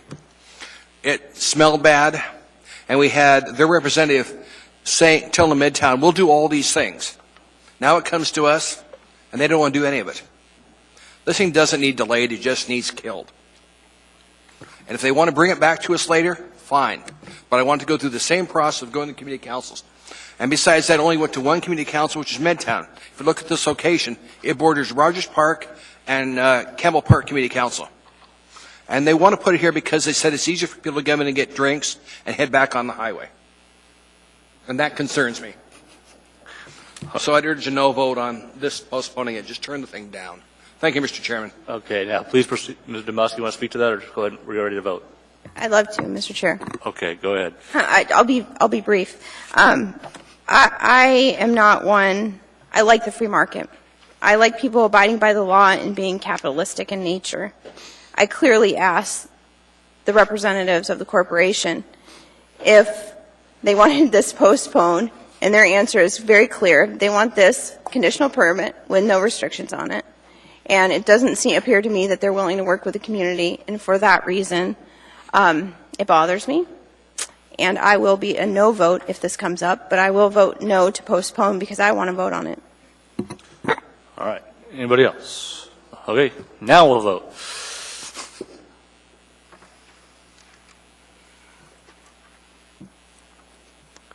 So by a vote of 3 to 8, that motion fails. We now have the matter back before us. What is the wish of the body? Move to approve. I'll second that urge a no vote. And I second his urging of a no vote. Seeing no one in queue, please proceed to vote.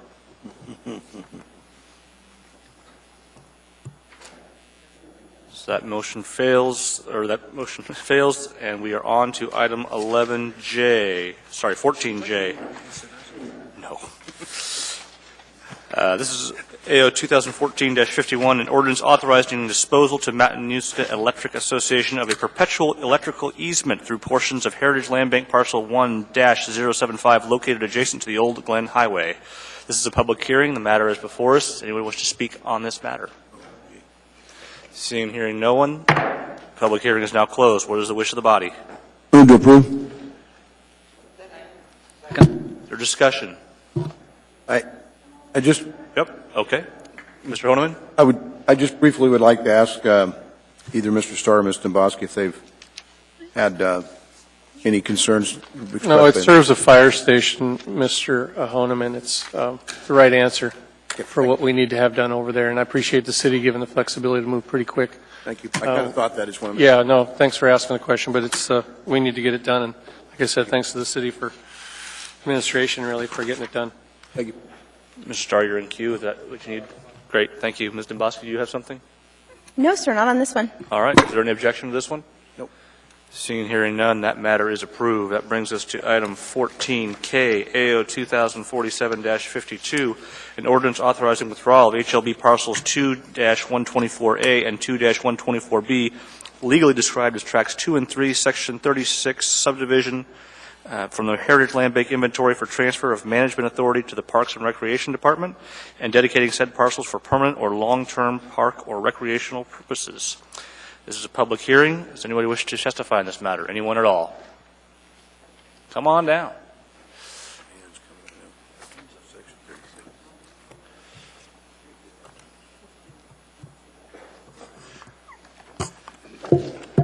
Good evening and welcome. Thank you.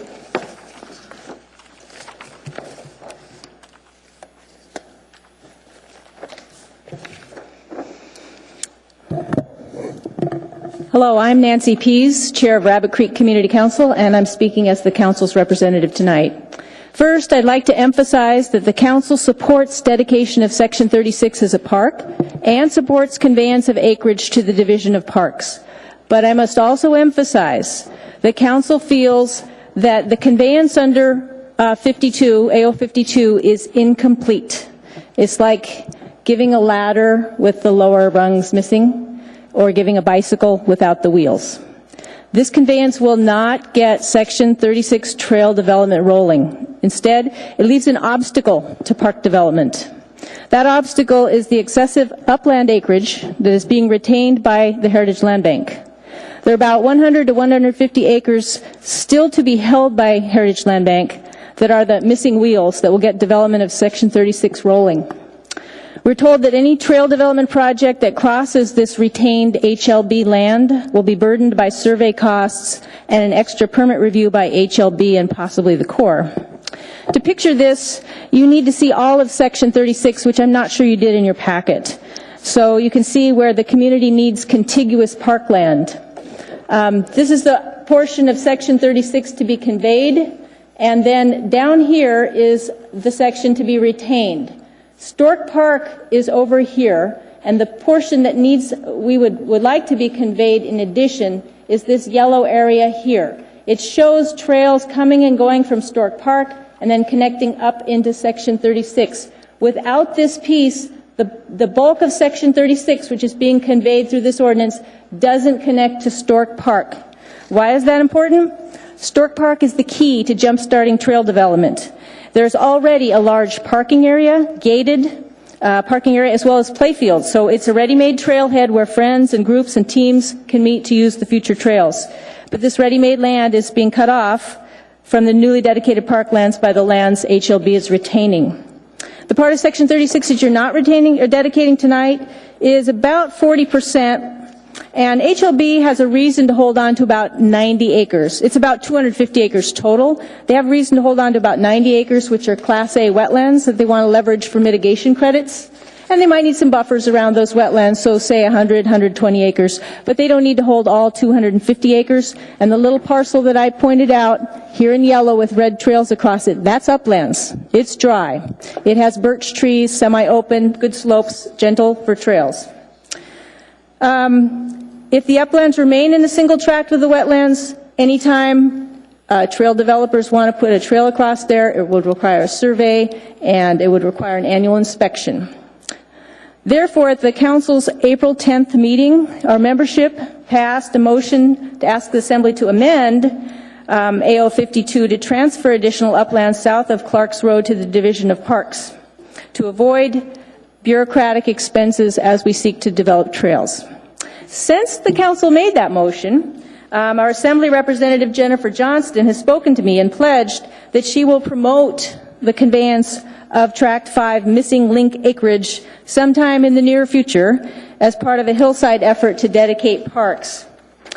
The council will certainly want to follow up on that Tract 5 missing link because of the desire to connect with Stork Park, where there's a ready-made trailhead, and the fact that there's no all-season trail system in our council area. The hillside trail system over by Hilltop, about 5 miles away, is already overloaded for winter use, cannot meet the needs of the Junior Nordic program. And then our hillside trail system, this is up at elevation. It's over 1,000 feet, and it retains the snow a lot better than Kincaid when we get these meltdown conditions. Already this year, the state high school races moved up there, the Tour of Anchorage moved up there, and some national marathon ski races at the end of the ski season moved up there. So the council again feels this is a good step forward, but it's kind of a half step. It's kind of a bicycle without the wheels. So we will be coming back and asking for additional acreage so we can make that connection. And there was one correction and one addition that I hope you will make to this ordinance. First, the correction is in the accompanying assembly memorandum on line 36. It's a little confusing, lines 35, 36. It says, these parcels, the parcels south of the road that HLB will retain, contain the wetlands portion of Section 36, approximately 25% of the total area. That would assume that about 200 acres are wetlands. We've only ever been told that it's 90 or 92 acres of wetlands, so we'd like it clarified that HLB wetlands are not 25% of the total area. There's something like 15% or 10%. So that figure should be corrected in the accompanying memorandum. And then also we would like from the Parks and Rec Resolution 2014-08, also in your packet, we would like 2 of their findings or recommendations to be incorporated into the amendment so they don't get lost. And those are the recommendation 3, management of wetland areas of Section 36 shall be for the benefit of the public. It's appropriate that mitigation value be used to facilitate municipal or other projects, and the MOA supports use of revenue derived from mitigation value for improvement and maintenance of Section 36. And finally, number 5, noting that tracks 1 and 5, below the road, should be also transferred to Parks and Rec after wetland areas are identified. Thank you. Good to see you again. Okay. Is there anybody else who wishes to speak to us on this matter? Come on down, Ms. Gleason. You too, Ms. Holmes. You can do it together.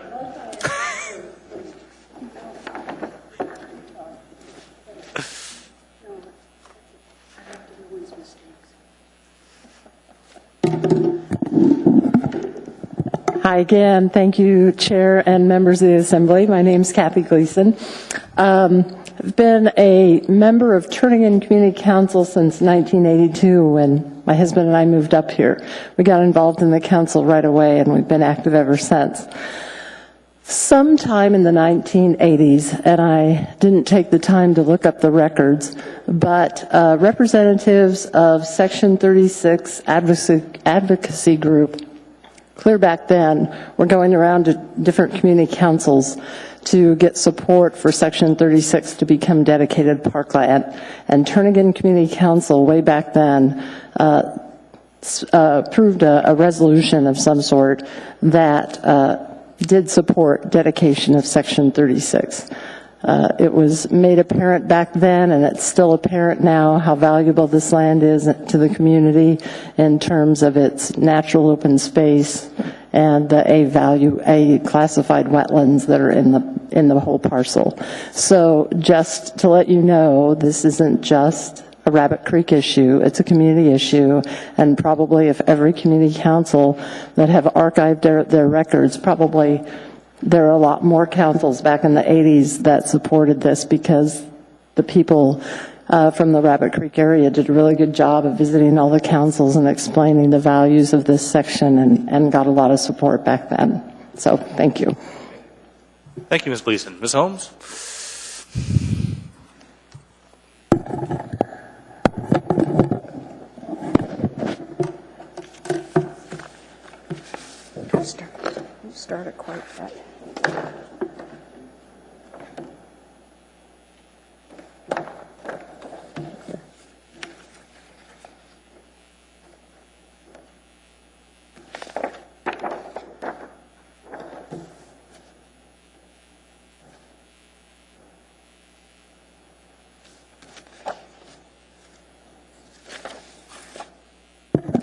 I'm Diane Holmes. This AO transfers a portion of Section 36 to parks, about 230 acres in the south portion is to remain in HLB for potential mitigation credits. I support this long overdue transfer, but I'm asking for your support to expedite in an additional manner. An S version was prepared and our assembly persons were asked to present it so that the non-wetland area, the uplands, could be surveyed off and given to park. This is adjacent to a parking lot trailhead, historic park, and thus is a logical starting place for developing trails. HOB says they can grant a conservation easement for trails in the upland areas, but it's our understanding that the Corps requires every foot of a trail to be surveyed. That's a costly process. Please also include Park Commission's item 5 from the resolution for the expeditious transfer of the uplands in Track 5 directly to parks to eliminate survey cost, the triple agency management, and to speed the development of an overcrowded junior Nordic program. My neighbor's 4 kids cannot get into this low-cost healthy program because Kincaid and Hilltop sections are maxed out. We need more trails for them fast. And Historic Park's parking lot is the best trailhead available right now. The recorded plat and the master plan plat show these uplands, as do these pictures. Do those look like wetlands to you?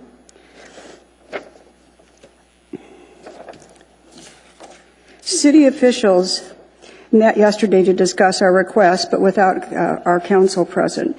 We need a rep to attend these key meetings to ensure advocacy for our council's views and to ensure the knowledge we have gets across. Apparently, the decision was made to address our request in an omnibus hillside park dedication bill, but we're given no timeline nor process, except in one email I saw today, after HLB designates the wetlands with the Corps. And yet we've heard this is not a priority. Yesterday's meeting may have included a desire for us to start identifying trails in this upland area. And if Ms. Holmes, I'm sorry, I need you to wrap up. Okay, and if this is so, I hope you will insist that a professional trail designer plus a Nordic trail person be involved, like Jack Mosby and Dick Mize, because moose trails do not constitute design. So please pass this AO with the conditions to expedite. And here is a picture so you can see the wetlands, historic park, and the upland area that we are asking you. Thank you very much, Ms. Holmes. Thank you. Is there anyone else who wishes to speak to us on this matter? Seeing and hearing no one. Ms. Johnston, what is the wish of the body? Actually, I wish that I urge approval of this ordinance, but I feel that we need to explain. I've been working on an omnibus hillside. I need a motion, Ms. Johnston. Oh, sorry. Didn't I just do that? Oh, you got to speak it too. And do we have I move. To approve. To approve. I'll second it. And Thank Mr. you. Hahnemann is now seconding me. Please continue. And how many years have I been on this body? Apparently one too many. And it's only 8:30. Anyways, I do urge approval. As I said to Rabbit Creek Community Council, this is just a first step on this parcel. And we will be including this in an omnibus park bill for the hillside, which I'm working with other community councils on. The reason that we do not have Section 5 in this is because of the wetland mitigation bank that is currently being worked on. And once that can be finished, and the buffer area around it, the remainder of Section 5, I will be sure to put into this Section 36 park. I also, when I come back to this Section 36 park, right now this is a PLIP zoning. I'd like to come back and zone it PR. All of this takes a process. It takes a process of the Heritage Land Bank. It takes a process of the Parks and Rec Commission. So that's why we did not introduce the S version that was suggested tonight.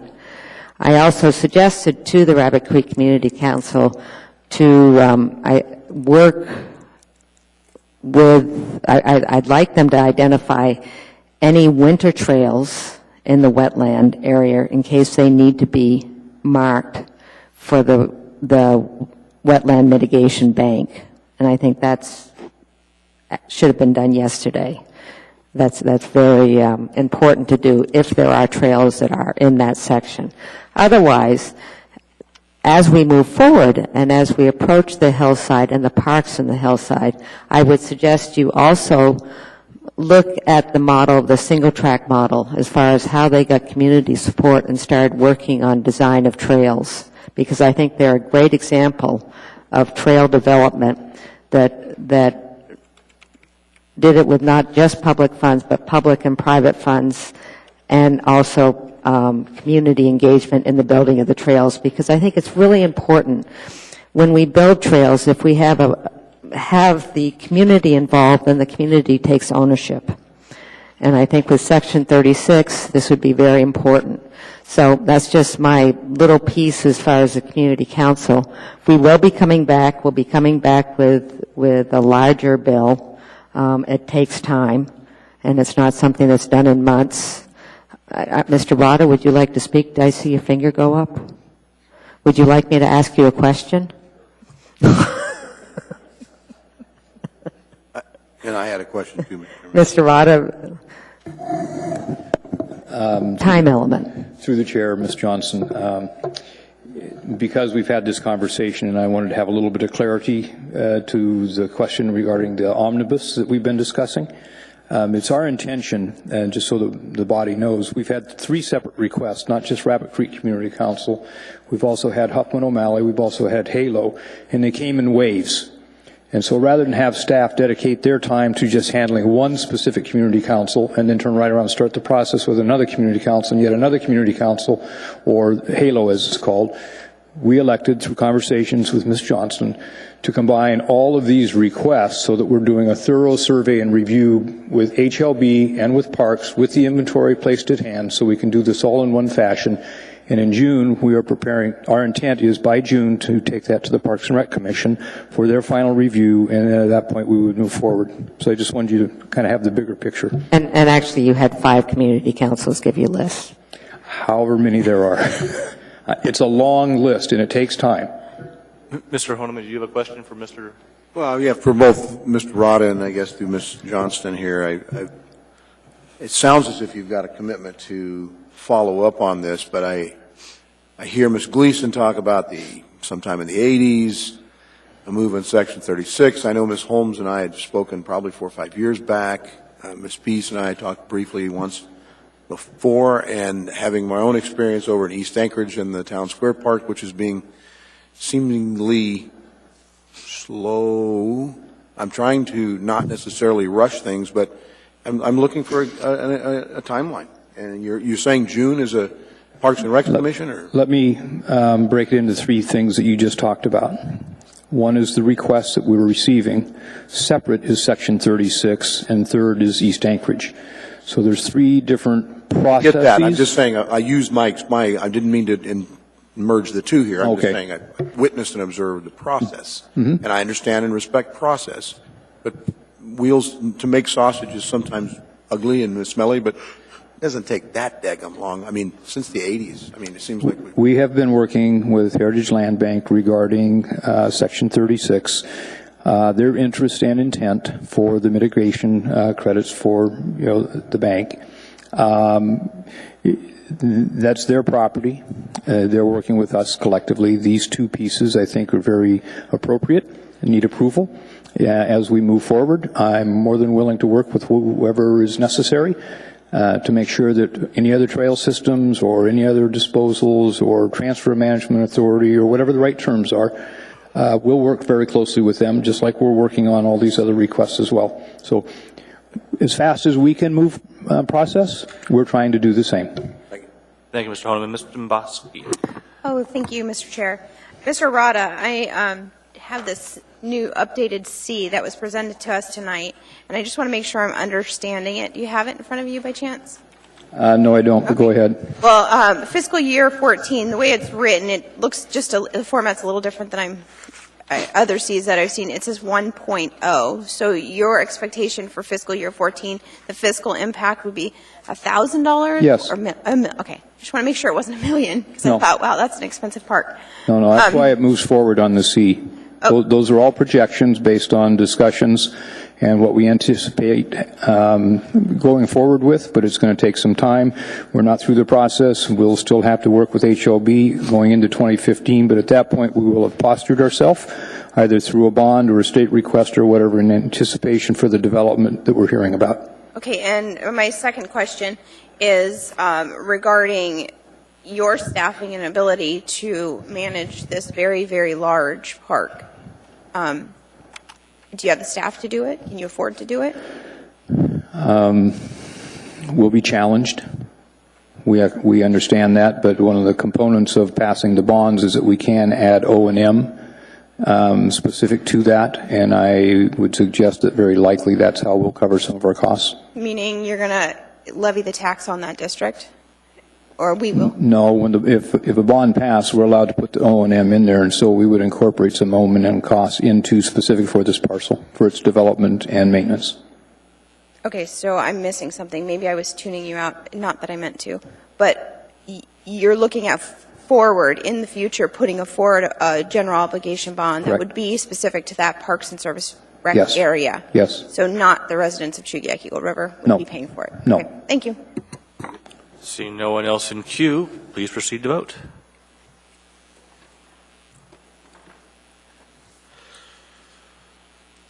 And that carries unanimously, which brings us to item 14L, AR number 2014-87, a resolution of the Anchorage Assembly approving the Heritage Land Bank 2014 Annual Work Program and the 2015-19 5-year management plan.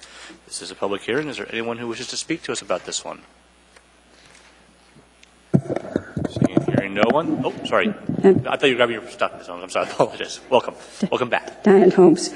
I just wanted to say that when I read this outside when I came in, and there was a paragraph about their public process, and I have to protest. The public process for the work plan is deficient. It does not have the Federation of Community Councils notify all of the councils through some email system. At one point, three of us a couple years ago tried to testify, and they had changed the time, and we came in as everyone was leaving.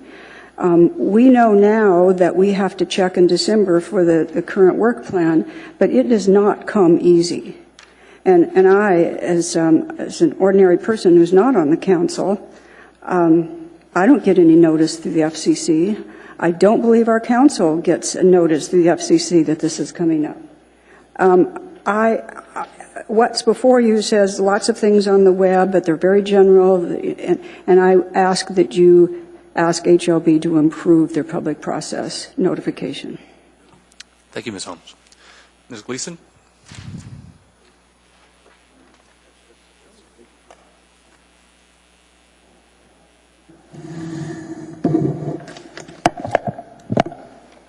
Hello, one more time. Chair and members of the Assembly, Kathy Gleason, past president of Turnagain Community Council, and I was president last year when our council approved and submitted comments on the 2014 HLB work program and 5-year management plan. That happened last year. And while our record on comment acceptance isn't quite as good as the wetlands management plan, the HLB staff did accept some of our comments, and I hope that they are incorporated into the final document that you're looking to approve this evening. With regard to some of the items that were rejected, the HLB staff did provide a response, and to the mostly very reasonable explanations as to why they were not going to accept our comments and requests for inclusion in the plan.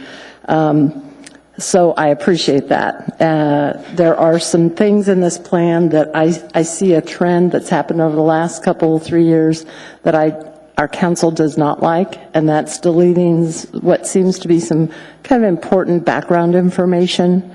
Their explanation is they just want to make this a shorter report, clean, although the number of pages really haven't been reduced. And you can always just do a smaller font and less white space if it's a matter of page length. Because I think the average reader of this plan would benefit from that historical knowledge and some of that background information.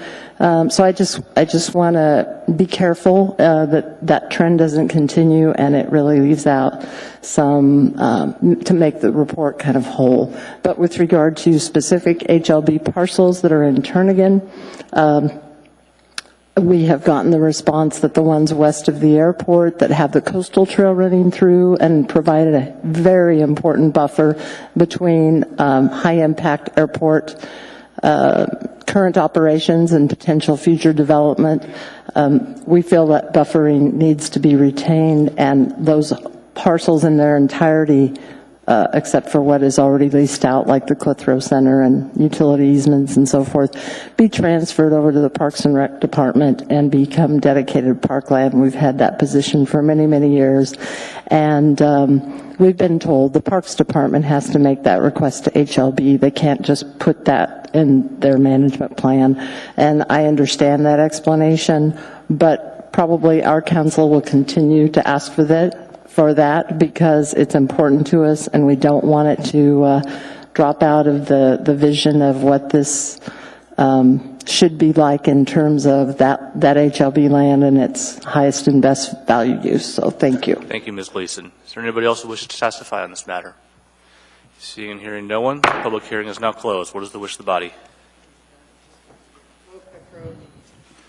Second. Moved and seconded. Mr. Starr.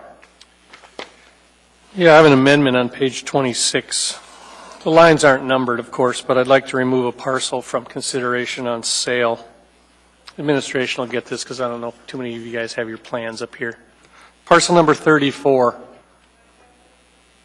And just bluntly, that I made a pledge to my community out there before we start moving properties out of the inventory, we'd give it a good fleshing out. Section 25. There's a couple other parcels out there, so.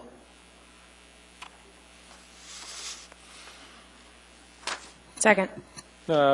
Just wasn't looking for a second. I was looking for somebody to listen. Okay, sorry. Thank you for the second. You're welcome. Just waiting for people to catch up. We're looking. She's looking at Page 26.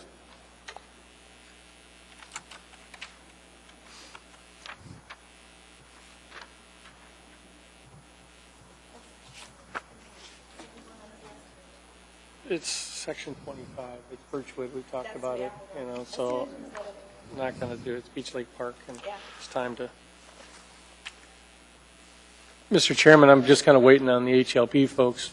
I don't mind moving to a vote. Well, how about we take up item 14N and come back to this? Okay with you? Unless somebody else has comments about the HLB plan, you can resolve those and just move to this amendment. I'm fine doing the work. We ready, Tammy? Sure. Which chapter are you in? Which chapter? I'm on page 26 of your plan.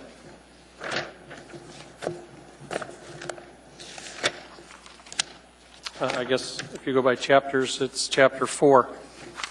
Second page of chapter 4 where it talks about Region 1. Chugiak Eagle River area, HLB parcel number 1-034. Okay. It's just a small parcel, but it abuts a pretty sensitive area for my community. So if we can pull it out of the plan, that's my motion. Sure. Thank you. I think we can move, Mr. Chairman. Okay. Is there? Let's go ahead and vote on that. Just to get on the record, please.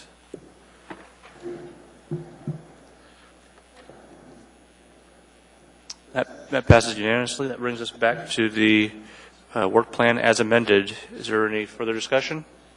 Let's go ahead and vote, please.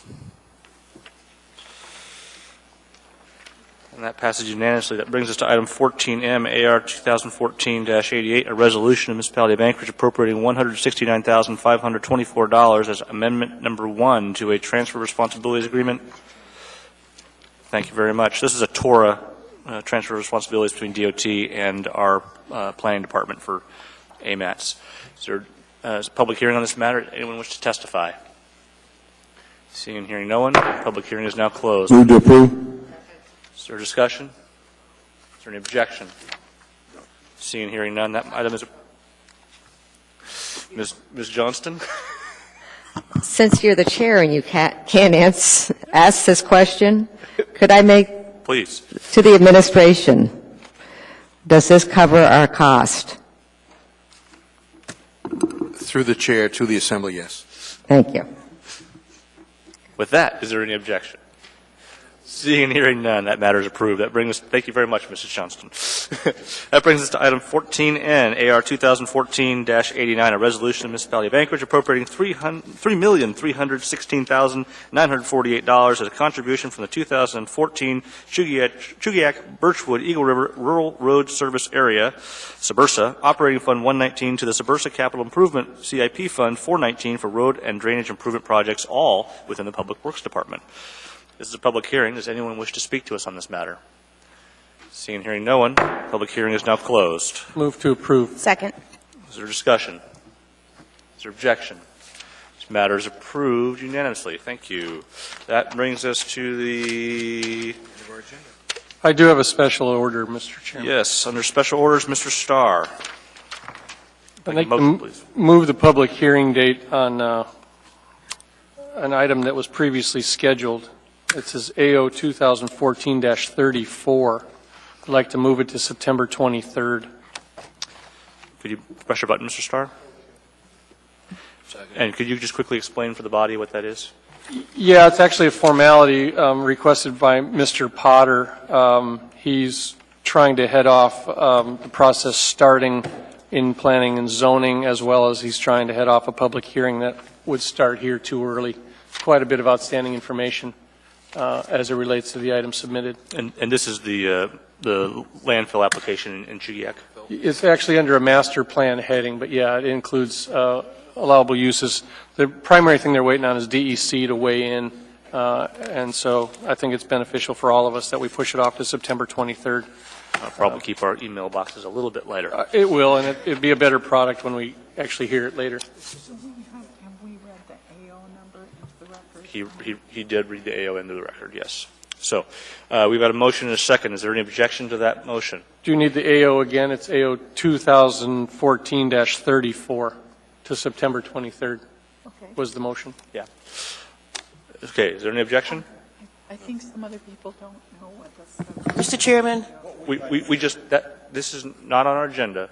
It had been noticed for May 20th. It is the application for the landfill in Chugiak.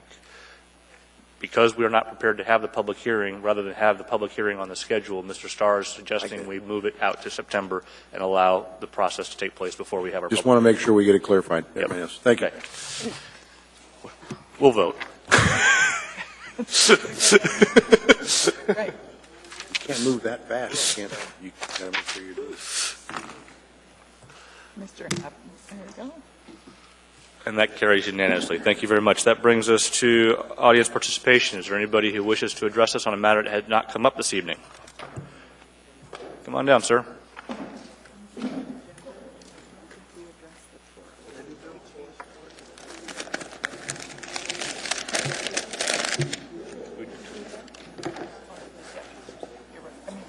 Yes. Okay. Welcome, sir. Yeah, for the record, my name is Bill Seitz, spelled S-E-I-T-Z, and Chairman Flynn, members of the Assembly, and everybody else. I wish to speak on, I call it Reflections on Elections. First, congratulations to all the winners. My hat's off to other people that ran. I don't have any intentions of running for the Assembly, but I looked at the election, and there's some things that I thought might improve it for future. So instead of turning the page and just going on with life, I hope we could maybe pause and say if there's some things we could do better in the future. And one thing I thought of was Mao Tozy made some rookie mistakes. I don't know him, never talked to him. I don't think he intended that, but what I'm wondering is if there's anything on the website or when you pick up your candidate packet or anything that explains the qualification, the rules, the laws, and what you got to abide by for, so you're either a campaign manager, or you can take and have them and be aware of them so something like this doesn't happen again. That's my first thing. My second thing, and I'm not computer savvy, so I'm kind of a dinosaur, and there may be something out there already on that. I don't know. The second thing is on the website or a hard copy or sit-down talk, I would suggest an overview of muni functions and assembly workings, because there's a learning curve for everyone that's on here, and everyone from the assembly has a strong suit primarily where they came from, whether it was a school board or whether planning and zoning or police department or community council or wherever they came from, but nobody really has grasp or handle on everything, because I mean there's just a whole lot of things that the muni covers. I mean, you watch the meetings in a year and there's stuff you never imagined would come up, but they do. And I don't think candidates understand what they're getting into, the time they're going to be putting in, or the time away from their families. And so I would hope that this would maybe be explained to them. Okay, and then that hopefully they get a working knowledge of how things are supposed to function, like the budget, the ordinance, the committees, the funding, and all that. The third thing is, I'd suggest that the city manager or his representatives or somebody from that department do a sit-down discussion of the issues facing the muni like last year and this year. And I understand there was a retreat last year after the election, and that's okay, but I think all candidates should be apprised of what's been going on, and then maybe when they discuss things in campaign, they might be sticking more to the issues instead of getting distracted into other things. And hopefully it'll allow the candidates to discuss their concerns with municipal reps. In the past, I noticed a couple members that have, or a couple candidates that ran an assembly in the past, they'd come under the audience participation and they'd try to get into discussion, the debate.